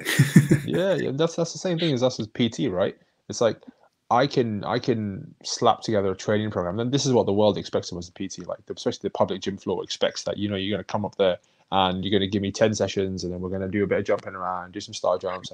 I'm going to put a booty band around your knees, and we're going to do some squats, and then, like, come on, like, that's the equivalent of like having a McDonald's burger and you buy it and it's just like, it comes to you like dashed out of the drive-through thing, and the bun is all squashed off to one side, and the mayo's like on the top of the burger, and there's like some fillet, some chicken nugget in there rather than a fillet, and you're just like, what did I just pay for? And some lettuce on there. Be like, what the hell is this? What the hell is this? It's not making anyone's day. Like, all that's giving you is indigestion, right? And it's just like this is just weak, right? And you see that on the gym floor from PTs. You're just like, what the hell? What the hell? Take some pride in what you're doing here. This is I don't know if you said it or I said it, but like, multifaceted. There's not just a training session going on here. There is many more things at play. It's like, let's just be aware of that, for God's sake, because otherwise you're just limiting yourself. The effect to the person, to what they're receiving, it's just dead. It's just dead, and you're just wasting your time. You're wasting their life. You're wasting your own life, and you may as well just go and piss off. Because, like, this is not cool, you know, at any level. This is not cool. We're not developing. We're not moving forward. We're just here, like a couple of doinks just standing on the gym floor. Like, what the hell? Like, what's actually going on right now? And yeah, man, cooking process. Salmon is my jam. Cooking salmon well makes me so happy. Cooking salmon well makes the crispy skin on salmon. If you ain't got crispy skin on your salmon, take it away. I don't want it. I want that crisp to be like tick tick tick with the spoon, like on point. So yeah, that's my talk to me about that, man. You're gonna get me excited about salmon again. Salmon is special, man. I don't know. I get it with steak. But I think I've done steak too many times where I'm happy with steak, and I feel like the cooking process is good, and it serves me well. But salmon, I don't know what it is about the fish, the moisture or whatever, right? It's just a bit of salmon. It's seasoned easy, like some chili powder, some garlic, a lot of fresh lemon juice, right? And cooked in butter, cooked in some ghee, whatever. Seasoned well with salt and pepper at the end pepper. You can't put pepper as you're cooking it because it goes like kind of bitter. So don't do it while you're cooking it. Put it on at the end. That's key. Is your screen frozen? Yes, it has. What's going on? He's back. He's back in the room. Is he back? Oh, yeah. There he is. Okay, good. There he is. Yeah. Sorry, man. I lost that. Yeah, lost that last 30 seconds. So Okay. So salmon, recap. Salmon, seasonings, you got to have some chili powder, you got to have some garlic, you got to have some good salt, some quality salt, and then the pepper. You don't put the pepper on as you're cooking it, you put the pepper on at the end. Like leave it so it kind of it doesn't go it kind of, I think pepper burns. I think it goes, the word is, I think, acrid, where it gets a bit bitter. And that sometimes goes nicely with steak because you want it to be a bit like a bit kind of charred in some ways. But obviously, when you cut into it, you don't want that to be charred. But whatever. With salmon, that's what I prefer. And then fresh lemon juice over the top of the salmon. Let it cook in the juice, and then like it kind of goes a bit sticky towards the end. Beautiful, so good. And then you've got to cook it skin side down. So go skin side down. Yeah. Okay. Yeah, so what kind of, are you talking about dried garlic, or are you talking about actually chopped up garlic? No, dried garlic. I use like as they do a Italian garlic seasoning, which I'm just like all over. I love it. Italian garlic seasoning, or even the Italian garlic spicy seasoning, game changer. So yeah, man, special. I'll make it for you one time, man. You make me a steak and I'll make you some salmon. How about that? Oh hell yeah, man! Hell yeah! Date night at Evolve Achieve Drive. We know how to eat. We know how to feed our co-hosts. Exactly. Is that bromance kicking in? Some slow jabs. So Whitney Houston. We tell the channel of Whitney Houston. She's got us covered there too. Exactly, man. Just like, that's what I do. I get a visual straight away. That's just crazy. Yeah, and you cook it. So it's like skin side down. What, in an oven? No, on the pan, bro. On the pan. I mean, we can go in the oven, but it's a different thing. Pan. I like the intimacy of like being able to move it. You have to just check on it. Oh, is it doing? No, do I flip it yet? No, you start seeing the flesh color change, and then you know that kind of third of the salmon fillet is kind of getting done. You've still got 2/3 at the top, which are kind of are still a little bit away. And then once that kind of starts to turn, you just flip it over onto the crust, onto the top seasoning, and usually just 3 minutes on the back, 2 minutes on the top, and then let it chill, let it rest, because then that mature keeps the heat in, keeps cooking the salmon, and then when you kind of crack into it, it shouldn't be solid all the way through. It shouldn't kind of be pink all the way through. It should kind of be a darker pink on the inside. You know what I mean? That's just super nice, man. Salmon with a bit of rice does me so well. You make me so hungry right now, G. I need to go to M&S and get some salmon, man. Exactly. I know, man. I'm getting psyched for my dinner later. We ended the podcast early today. Bye, guys. Yeah, exactly. Ski guys, I'm getting here. I had to sneak an impression in, yeah. Hopefully it worked out. I don't know how good my carbon is. I'm not sure about that. It's pretty good. I got it straight away, so it was pretty good. That's great. So okay, I want to recap. I'm gonna actually like watch this bit back as well. I'm gonna get that salmon down. So you've got some dried some chili powder, you've got some garlic powder, you got some quality salt, and you got a bell pepper. No. Pepper as in black pepper. Oh, black pepper. Got you. It's a strictly non-vegetarian meal right now. Just straight up salmon and meat, salmon and rice. That's it. But then we'll put some garnishing on the side, and then salmon goes in the pan with some butter, with some ghee, whatever you fancy. Kind of not crazy high with the heat. Kind of just so it knows. And then just so it knows. Just so you know you're cooking, bro. No, can't just sit there like dead fish in a pan with no heat. It's just like, what would you want from me? Kill me and just leave me here now. What's this about? I mean, some watery salad in the pan. That's hilarious. It's not like a lobster who doesn't know it's dying. Like just slowly turn the heat up. You're like, oh, lobster. Yeah. Sad. It's sad death, yeah, exactly. This fish is gonna know. Right. Yeah. So like medium high heat. Yeah.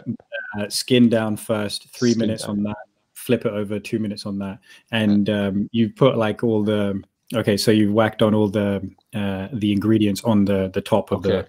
So this is important, right? So I season the pan a little bit with some salt, with some garlic powder, with a little bit of chili, so the skin gets it too. But this is a key thing: you've got to take the scales off your fish. If you buy it and there's scales on it, sometimes there's scales on the fish.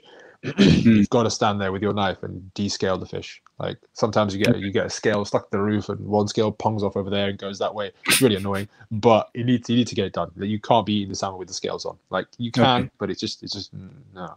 Sorry, you can't be eating the salmon. Let me say it again: you cannot be eating the salmon with the scales on. So take the time, get a good knife or whatever, and just get it under the tap, so you can actually the water helps to push the scale away, and you're just slowly just brushing against the scale, and it should just flick off. And then yeah, season the pan a little bit, get the ghee going, get the butter going, whatever you fancy, and then salmon skin side down, let it come up, and then obviously you season the top while it's kind of in the pan, and then give it a little flip, put the lemon juice, fresh lemon juice in with it while it's cooking. And you can go with some, you mentioned thyme, basil, oregano goes really well with this. So dried oregano, but make sure it's good stuff. And yeah, man, aromatic, super juicy, ticks the protein box, ticks the healthy fats box. And if you got the skin to be crispy, well done, well done. Yes. Oh man! All right, next week I'm ordering some salmon. Let's go. Let's go. I've got my food for the week, so next week I'm going to order that bad boy, and then I'm gonna play this clip to myself while I'm cooking. I'll pause. All right, next thing. Pause. Next thing. Play. Pause. I love that. I love that. Yeah, man. Let me know how it turns out. You got to post that on the Evolve Achieve Thrive Instagram page. Oh hell yeah! Salmon's going down. Romantic dinner for one. G and his salmon. You're just gonna see a picture of like destroyed griddle, and like salmon is like chopped up in pieces everywhere. It's like, oh, I'm sorry, I fucked it up, man. It's attempt number one. It doesn't matter. I'm leveling up. Bit by bit. Not a fail. It's your first attempt at learning, G. It's fine.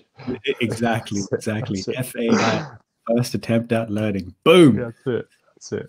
Yeah, I mean, that's how I got to the burgers. The burgers were hilarious, bro. Like when I would start, because I didn't actually read any recipe for it. I just started. I just get these burgers from Farm Drop. They're already like pre-made and stuff, so it's like high quality, like grass-fed beef, but they've already like jammed them together. So I was like, okay, fine, I'll stick with those ones.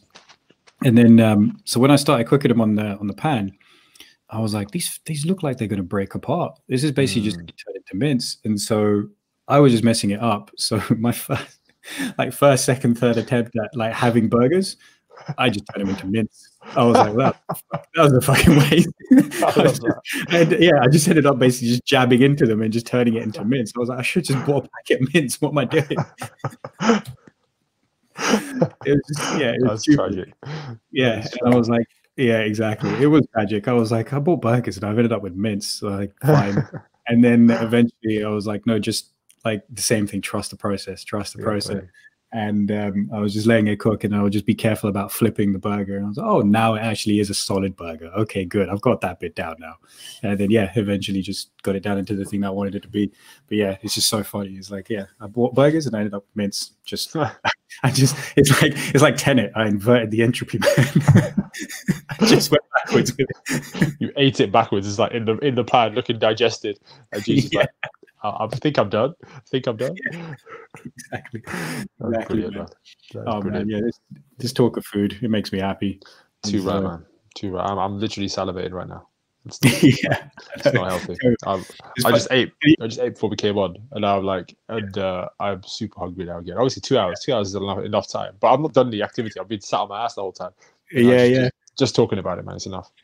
There you go, man. The power of the mind, right? Is like, yeah, that's important. I didn't even realize as well, but I was like kind of just like rubbing my lips like this. when you said I felt salivating, I actually realized I was just rubbing my lips. Like, yeah, I'm in the zone already. That's it. It's such a powerful thing, isn't it? Such a powerful thing. This food, the grip that food has on you, and the way you can just kind of like, I'm this guy. My sister will laugh all the time. I'll see an advert for Doritos on TV and be like, we should get some Doritos. I'm just like straight. I'm like, no, snap out of it. It's okay. Just knock myself against the head. Be like, no, we don't need those. Like, flame grill, double XL. I'm just like, ooh. Yeah, exactly. I didn't even realize. I didn't even know where that came from. It was like, like, I'm talking about salmon and rice. I'm cooking salmon and rice all the time. All of a sudden, I'm just where did that come from? Just another voice. I don't know whether I dreamed it. Whether I went to Asda. Like, when did I get here? This is what's just happening in front of me. That's it. Oh, that's classic. It's true, man. Food has a big hold on us. I mean, obviously, it's important shit. It's necessary, but also, it's just the super convenience of the day and age that we live in as well. Just like, your craving for Dorito just goes through the roof because it's just scientifically made to make you crave this stuff. To mess with us. Yeah, to mess with us. It's just hyper palatability. Not cool, man. No, it's not cool. You can't be using science to do that. Can't be using science to spend my money. Like, what the hell? This is not cool. Like, this is just like, I feel proper betrayed right now. This stuff's like, go make rockets fly. Stop making me buy Doritos. Like, Yeah. this is the spectrum on which you guys live, right? You guys at this end, you're not scientists. So stop calling yourself scientists. You're just messing. You're just messing with people and screwing it for the NHS. Good job. Yeah, exactly. But that's the thing, right? Everything's just kind of like one giant experiment. You never really know like why it ends up. Like the older I get, I just think like less and less in terms of conspiracy theories, because okay, it's fun to entertain that, and some cases it might be some truth, but especially it's just a lot of it is based on just bad ideas and false pretenses, and somebody probably trying to profit from it as well. But like food is a really good example of that, and actually even social media is a really good example of that as well, where all these companies like even like Netflix and everyone as well, they just basically trying to figure out how to their currency is your time, so they're just trying to figure out how to get your time. And the way they figure that out is by basically figuring out how to like psychologically and neuroscientifically tap into our brain so that we can just stay on their thing. But it's not like it was, I don't think it was like, it's not necessarily done in a what's the word? I can't remember the word I'm looking for. It just kind of left me. It's not insidious. Insidious is the wrong word. In this, it's not like it done in an evil way. It's just it just happened, and it's the same. A lot of it is the same with food. It's like, okay, now we have the options to make stuff that people like.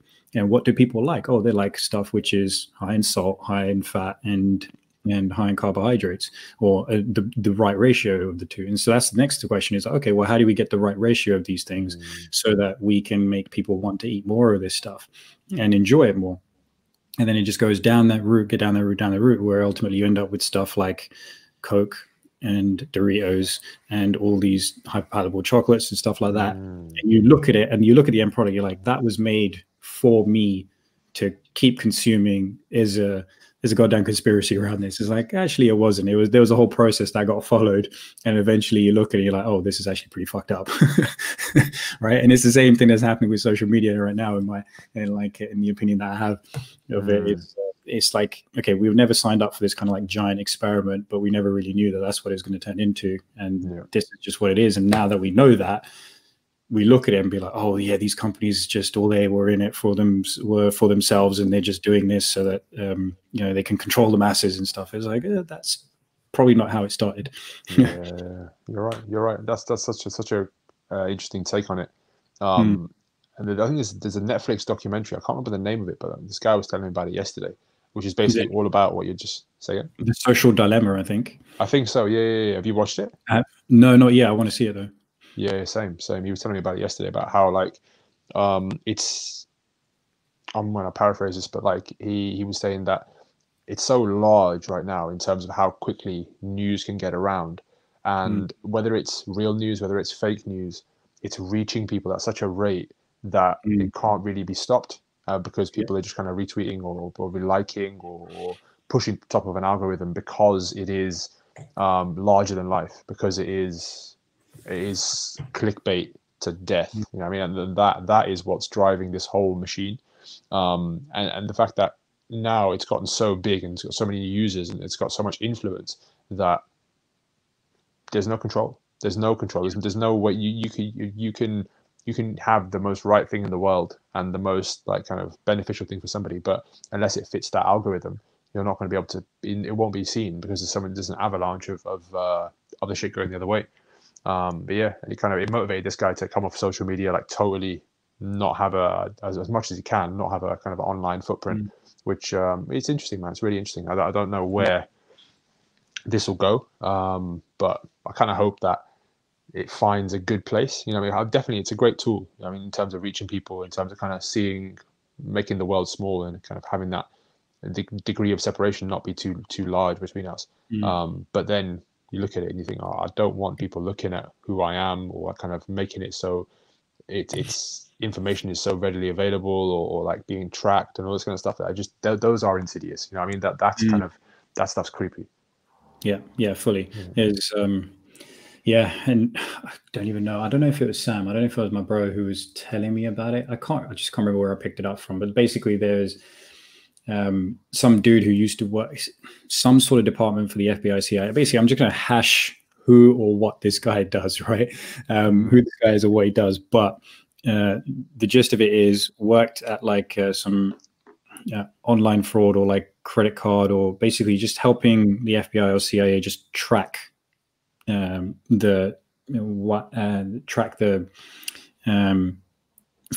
financial expenditure and stuff of like any suspects that they have. And so this geezer in like the even modern day and age is just like using checks to pay for stuff. And he's like, how the hell do I deal with this? And I don't even know what a check is anymore. And he's like, if you know the stuff that I know about credit cards and debit cards and stuff like that, he's like, you wouldn't use that shit. It's like, whoa. I know where that's from. That's not. I don't know if it's from Sam, but it's from the RX Radio podcast. It's from Jordan Shadow going into. Remember? Yeah, he's in Silicon Valley and he has credit card. Say again? He was talking about it with Woodsky, was it? No, I don't know who he was talking about it with. I can't remember. I'm not sure, but I've listened to that episode. He basically goes into the place and the guy pays with a check to him. Yes. And he's like, what do we do with this? Like, who uses the check? And he worked at Apple or he worked at Google or something. And I think he was what you said, which was a CIA or FBI kind of thing. And he's like, yeah, if you knew what kind of how they can kind of track everything, you wouldn't use that stuff either. Yeah, that's chilling. It's chilling, right? It's like that is exactly. Yeah, that's exactly right as well. It's twisted how my brain doesn't remember where it's from. I was like, is it from Sam? Is it from my housemate? And it's like, it's Jordan Shadow. So source of information, man. Sam's a source of information. So is Jordan. Yeah. So yeah.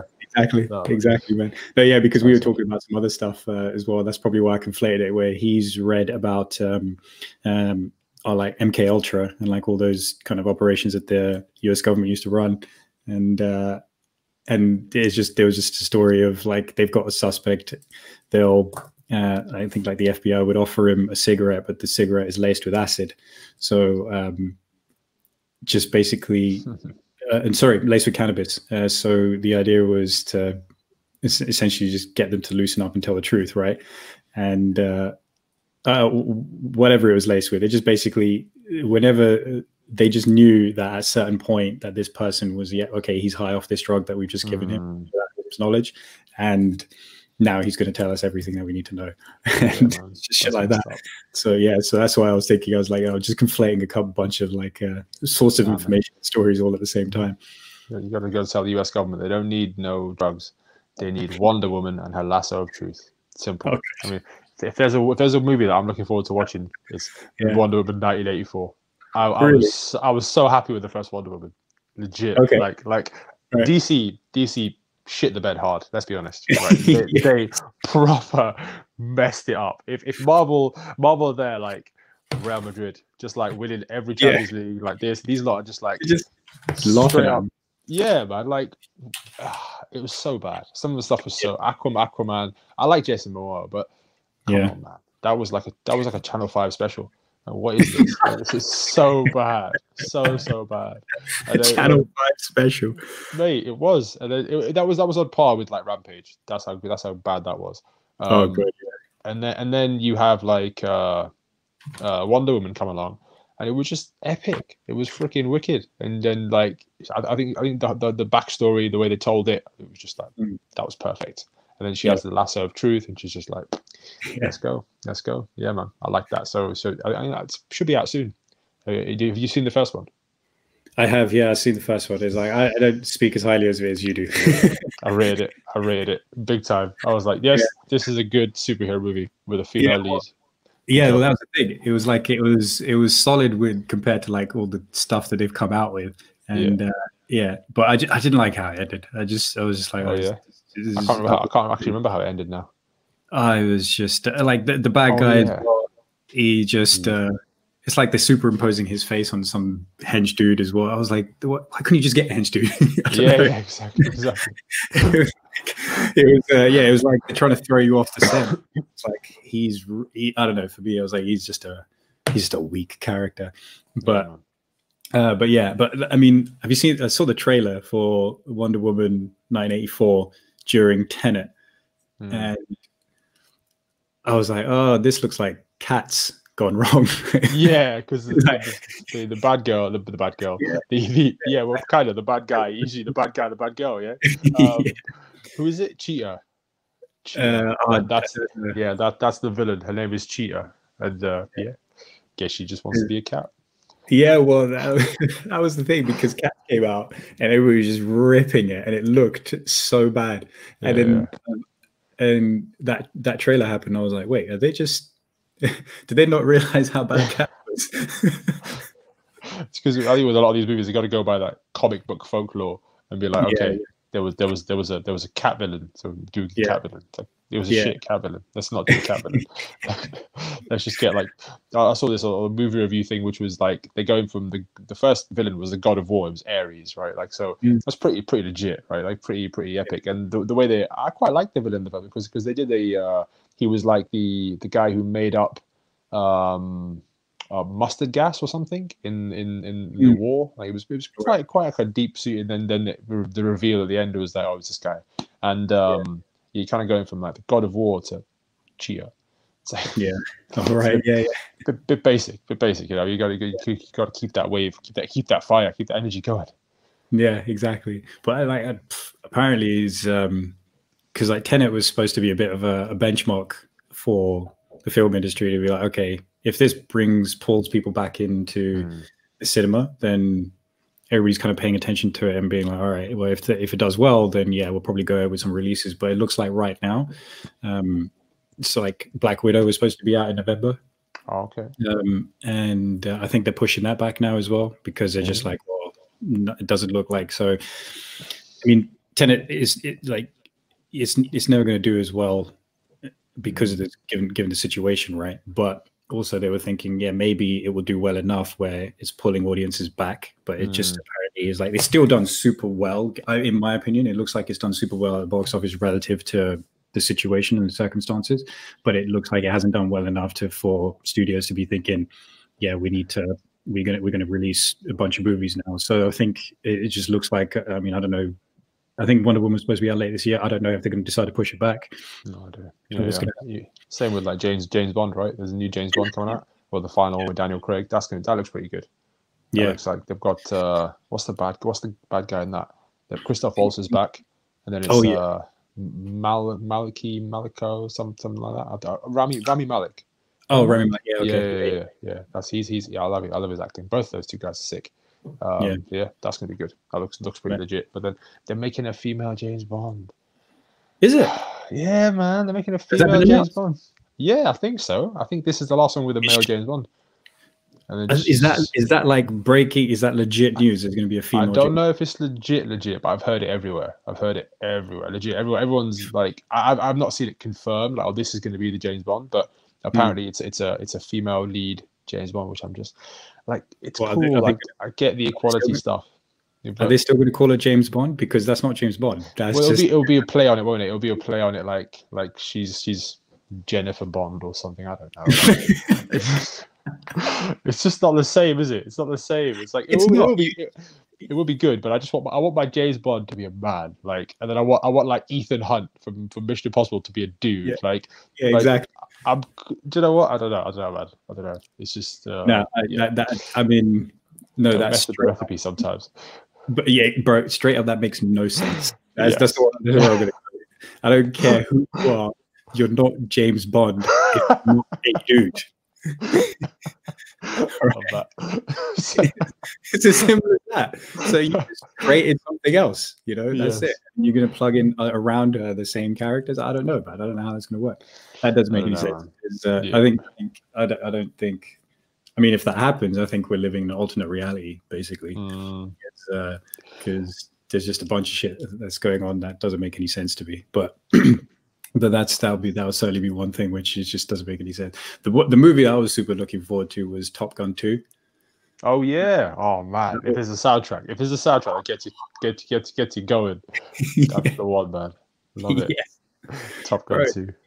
Oh man, that was. I mean, like seeing some of the behind the scenes and the stuff they did leading up to it, and you're just looking at how they've gone about making this movie. It's just like, again, Tom Cruise is just we're going to push the boat out. We're going to make this stuff happen. I don't care how impossible anybody thinks this is. We're going to do it. It's like, we're going to have these fight scenes with these jets, and there's going to be cameras on them and in them. I'm actually flying a plane, you know, I'm throwing up in this plane. And they're getting the actors to go through fighter jet pilot training. That's crazy. So that they can be comfortable being in these planes, because they're going to be in them. It's insane. It's just epic levels of commitment to entertainment. Wild. Yeah. And he's again, the process, right? Yeah. He goes all in. If he's going to shoot a Mission Impossible movie and he has to ride a bike, he's going to buy the bike. He's going to go and get a bike spec for himself and get his knee down just because he needs to get his knee down, right? That stuff is so legit, man. And you've got to respect him. He's like, you know how old he is? He's 55. 50. No, wait, is he 63? I think he's born in 63. I think he's like 57. I think he's 58, bro. He's 58 years old. My cousin messaged me the other day, and legit, the message was, bro, Tom Cruise is 58. And it was like, what? Like, I think the same day He is 3rd of July 62. The geezer's 58 now. Oh my God. Bonkers, isn't it? That is bonkers, man. Hero. Yeah. And I was thinking, I was like, I'd signed a client that week who was also 58. And you look at the stuff we were talking about earlier in the week, and like, no disrespect to David, he's killing it. He's actually a kung fu black belt, right? So I mean, respect. 5th Dan kung fu black belt. Like, don't mess with David. But he knows himself. Like, he's let himself go, and he has like this. And I look at the comparison, like, wow, that's a different life. You know, I mean, a different kind of different being there. 58 years old. Wow, man, that's God. Yeah, there's different levels in it. It's and that's the thing. I was at a barbecue with my brother-in-law, and he was taking the piss. He does this. He kind of flouts it a little bit, where he's like, "Oh, what's the point of being healthy and all this kind of stuff? We're all gonna be old one day." And I was like, "Well, yeah, but I'll be old when I'm 70. You'll be old when you're 50. Like, that's the difference. It's like I'll have 20 more years of just being a cartwheeling fool, right? Where you'll just be there, like, oh, this hurts, and that hurts, and this hurts. And it's like, no, man, leave that. This is why I'm being healthy. Yeah, man. It's like you're old right now. yeah, exactly. I'm going to be 70 years old and still running rings around 25-year-old whoever. Right, man. Too right. So I was saying to a client the other day, I was saying to yesterday, I was like, I want to go broken. Like, I want to go like everything's just busted because I've used myself to the nth degree. Like, just now put me in the ground, because there's nothing good for me left. Yeah. Right? I can't really get around. I don't really want to be around. I'm more of a hindrance to anybody else. Just get rid now. Let me recycle me back into the earth, please. Right? But I don't need to live unhealthily now and then get to that stage where I'm like 55 or whatever. But this guy is just killing it, man. Yeah, exactly. He's just jumping off buildings, and that's it. He's an example, man. For me, I'm like, all right, in 20 years, if I can just sprint like Tom Cruise can sprint, like he's 58 now, right? Mm-hmm. He's going to be faster than me right now. I know he is.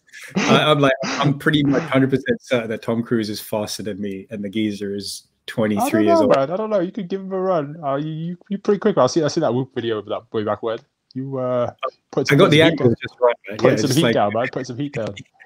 Yeah, I don't know, man. I'm not swift. It's just I practice trying to be swift, but it's all in the intent, man. So he runs because he's running from explosions, right? Like, you got to run like you're running from an explosion, or you're running like Bruce Wayne in the movie, where you're just running towards the explosion. Yes, that's with intent. Anything can get done, right? Exactly. That's it. Got to have that intent. Oh man, that just kind of reminds me, with intent. When I was a kid, right? So we're at. Oh man, this is crazy. This is amazing. I can just feel like this memory just coming back to me. I was a kid, probably 8 or 9 years old. I'm going to say 8 or 9 years old. And like, we're playing in this park, which is next to this venue that there was a wedding reception at. So we were all there as a family. And so like, we were just playing with my cousins and stuff. And so I think basically something happened where like some locals came along and were like trying to bully us off this, off the swings and all that kind of shit. Right. And I don't remember what happened, but like, I just remember fucking sprinting so fast and so hard, right? Because there's intent there. It's like, okay, I mean, we don't want to get like beat down while we're at a wedding, you know. I think there's just a bunch of us kids who are just like, I think we'd just rather just leave, and then but it looked like there was. It seems like there must have been some heat that it was about to kick off, and I just fucking full pelt, just tilted, just bolted, and when we got inside, my cousin just went to me, I've never seen anybody run that fast. Like he's a few years older than me. He was already like a teenager. So I was like, oh, what? I was like, yeah, okay, I'm fast. I never did anything with it. I was just like, okay, I'm scared. I can run when I'm scared. Yes.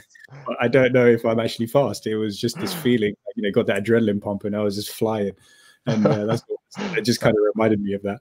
I love it. Like, fight or fuck this, I'm out of here. Bang, yeah, just go. See you later. Proper flight. That was proper flight. Good flight as well. I have a similar story where we were. Remember like Kingswood? Did you ever go to Kingswood when you were in school, or like what was it called? Like a holiday, like a not a holiday. Sorry, I'm losing my words there. Where you would go away for a week as a school. Mm-hmm. You would go and live like like one of these retreats. Did you have your own version of that? Oh, we did something called Activities Week, where for like 3 days out of the 5, we would go like, you know, do different things. Basically, okay. But one of them was like we'd go to Chessington Park, and okay. Yeah, and then another day I can't remember, we'd like do a orienteering or something. That's it. So my story is about orienteering basically, and we had this thing called Kingswood, where you'd go and I think our venue was in Wales somewhere. And we just like, there was like a house there, and you kind of would all live within like female dorms, male dorms, whatever. And then the whole week would be spent outdoors doing like one night, like we got woke up in the middle of the night and we had to do some like crawling through the mud and like kind of some crazy thing like that. Follow the line. It was really sick, man. It was super fun. And at the time we went, it was middle of winter, and wherever we were, I don't even remember where we were. I'll have to find out from schoolmates. And it was like legit 3-4 foot of snow everywhere, and I'm talking 3-4 foot of snow, bro. I think we were in year 6, and there was legit 3-4 foot of snow. And luckily, I'm like a shy off 6 foot when I'm in year 6, so I'm like, okay, cool. we can kind of like do it. I think I was like, our teacher was one of the tallest teachers in the school, and she was tall. She was I think she was just over 6 foot, and I was a little bit shorter than her. And like I'm a big kid, always been a big kid, right? And we get there. So I think it was a Wednesday, middle of the week, and we're doing this orienteering thing. And this orienteering thing was like, I think it was a 12 kilometer kind of hike, where legit it was a group of kids. I don't know how they did this, because I think back to it, this is bonkers, right? No teachers, right? I think there was about 8 of us, 8 kids, and it was me and a group of people that I knew, whatever. And we get on these anoraks, waterproofs, boots on, and here's a map, and it's like a circle like this. And then here, 6 kilometers in, you trade your map with the other team who are going to go this way, right? So it's really super fun. But we're walking around the woods in Wales, bro. There's 8 kids who are like super young, and that's it. Like, Joe, honestly, right, I have some really trippy memories of this place, right? Because we walk through the woods, and picture like the densest forest you've ever been to. This is that. Cover it in snow. Cover it in 3 foot of snow. And then like remove all adults from the situation. Like, we're walking for miles, like 6 kilometers before we see anybody else. And sounds like Hunger Games, man. Bruh, it was crazy. I'm thinking back to it now, like, was that allowed? Like, I swear there was supposed to be a teacher with us or something, like somebody to lead the way. Anyway, so we set off, and I'm like, okay, we get into some bigger snow. So I'm like, okay, I'm the biggest. I'll walk in the front. You guys walk behind me, because like I'll create a path, and then we'll be fine. Yeah. And this is exhausting work. This is exhausting work, because like, you're making the path for everybody else to kind of trudge through.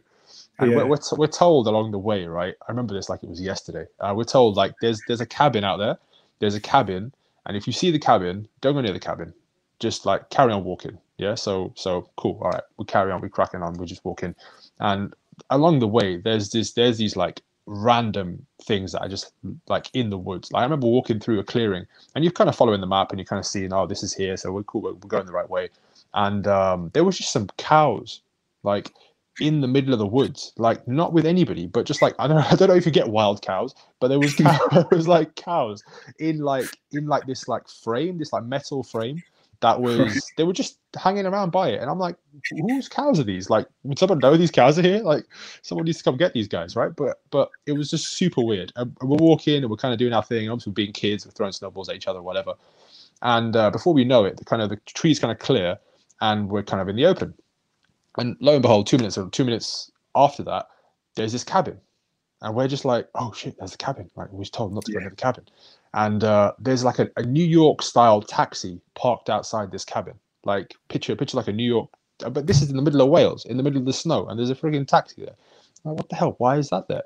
And like next to the cabin, next to the taxi, there's like a tree stump with a big old tree stump, and there's this axe that's like stuck in this tree stump, and we're looking at it like, I don't know what the axe is for, but I don't want to stick around to find out. And lo and behold, literally a second later, of all of us kind of clocking onto this, the cabin's lights just flick on, and we just see like, shit, there's someone home, and we just ran as fast and as far as we could.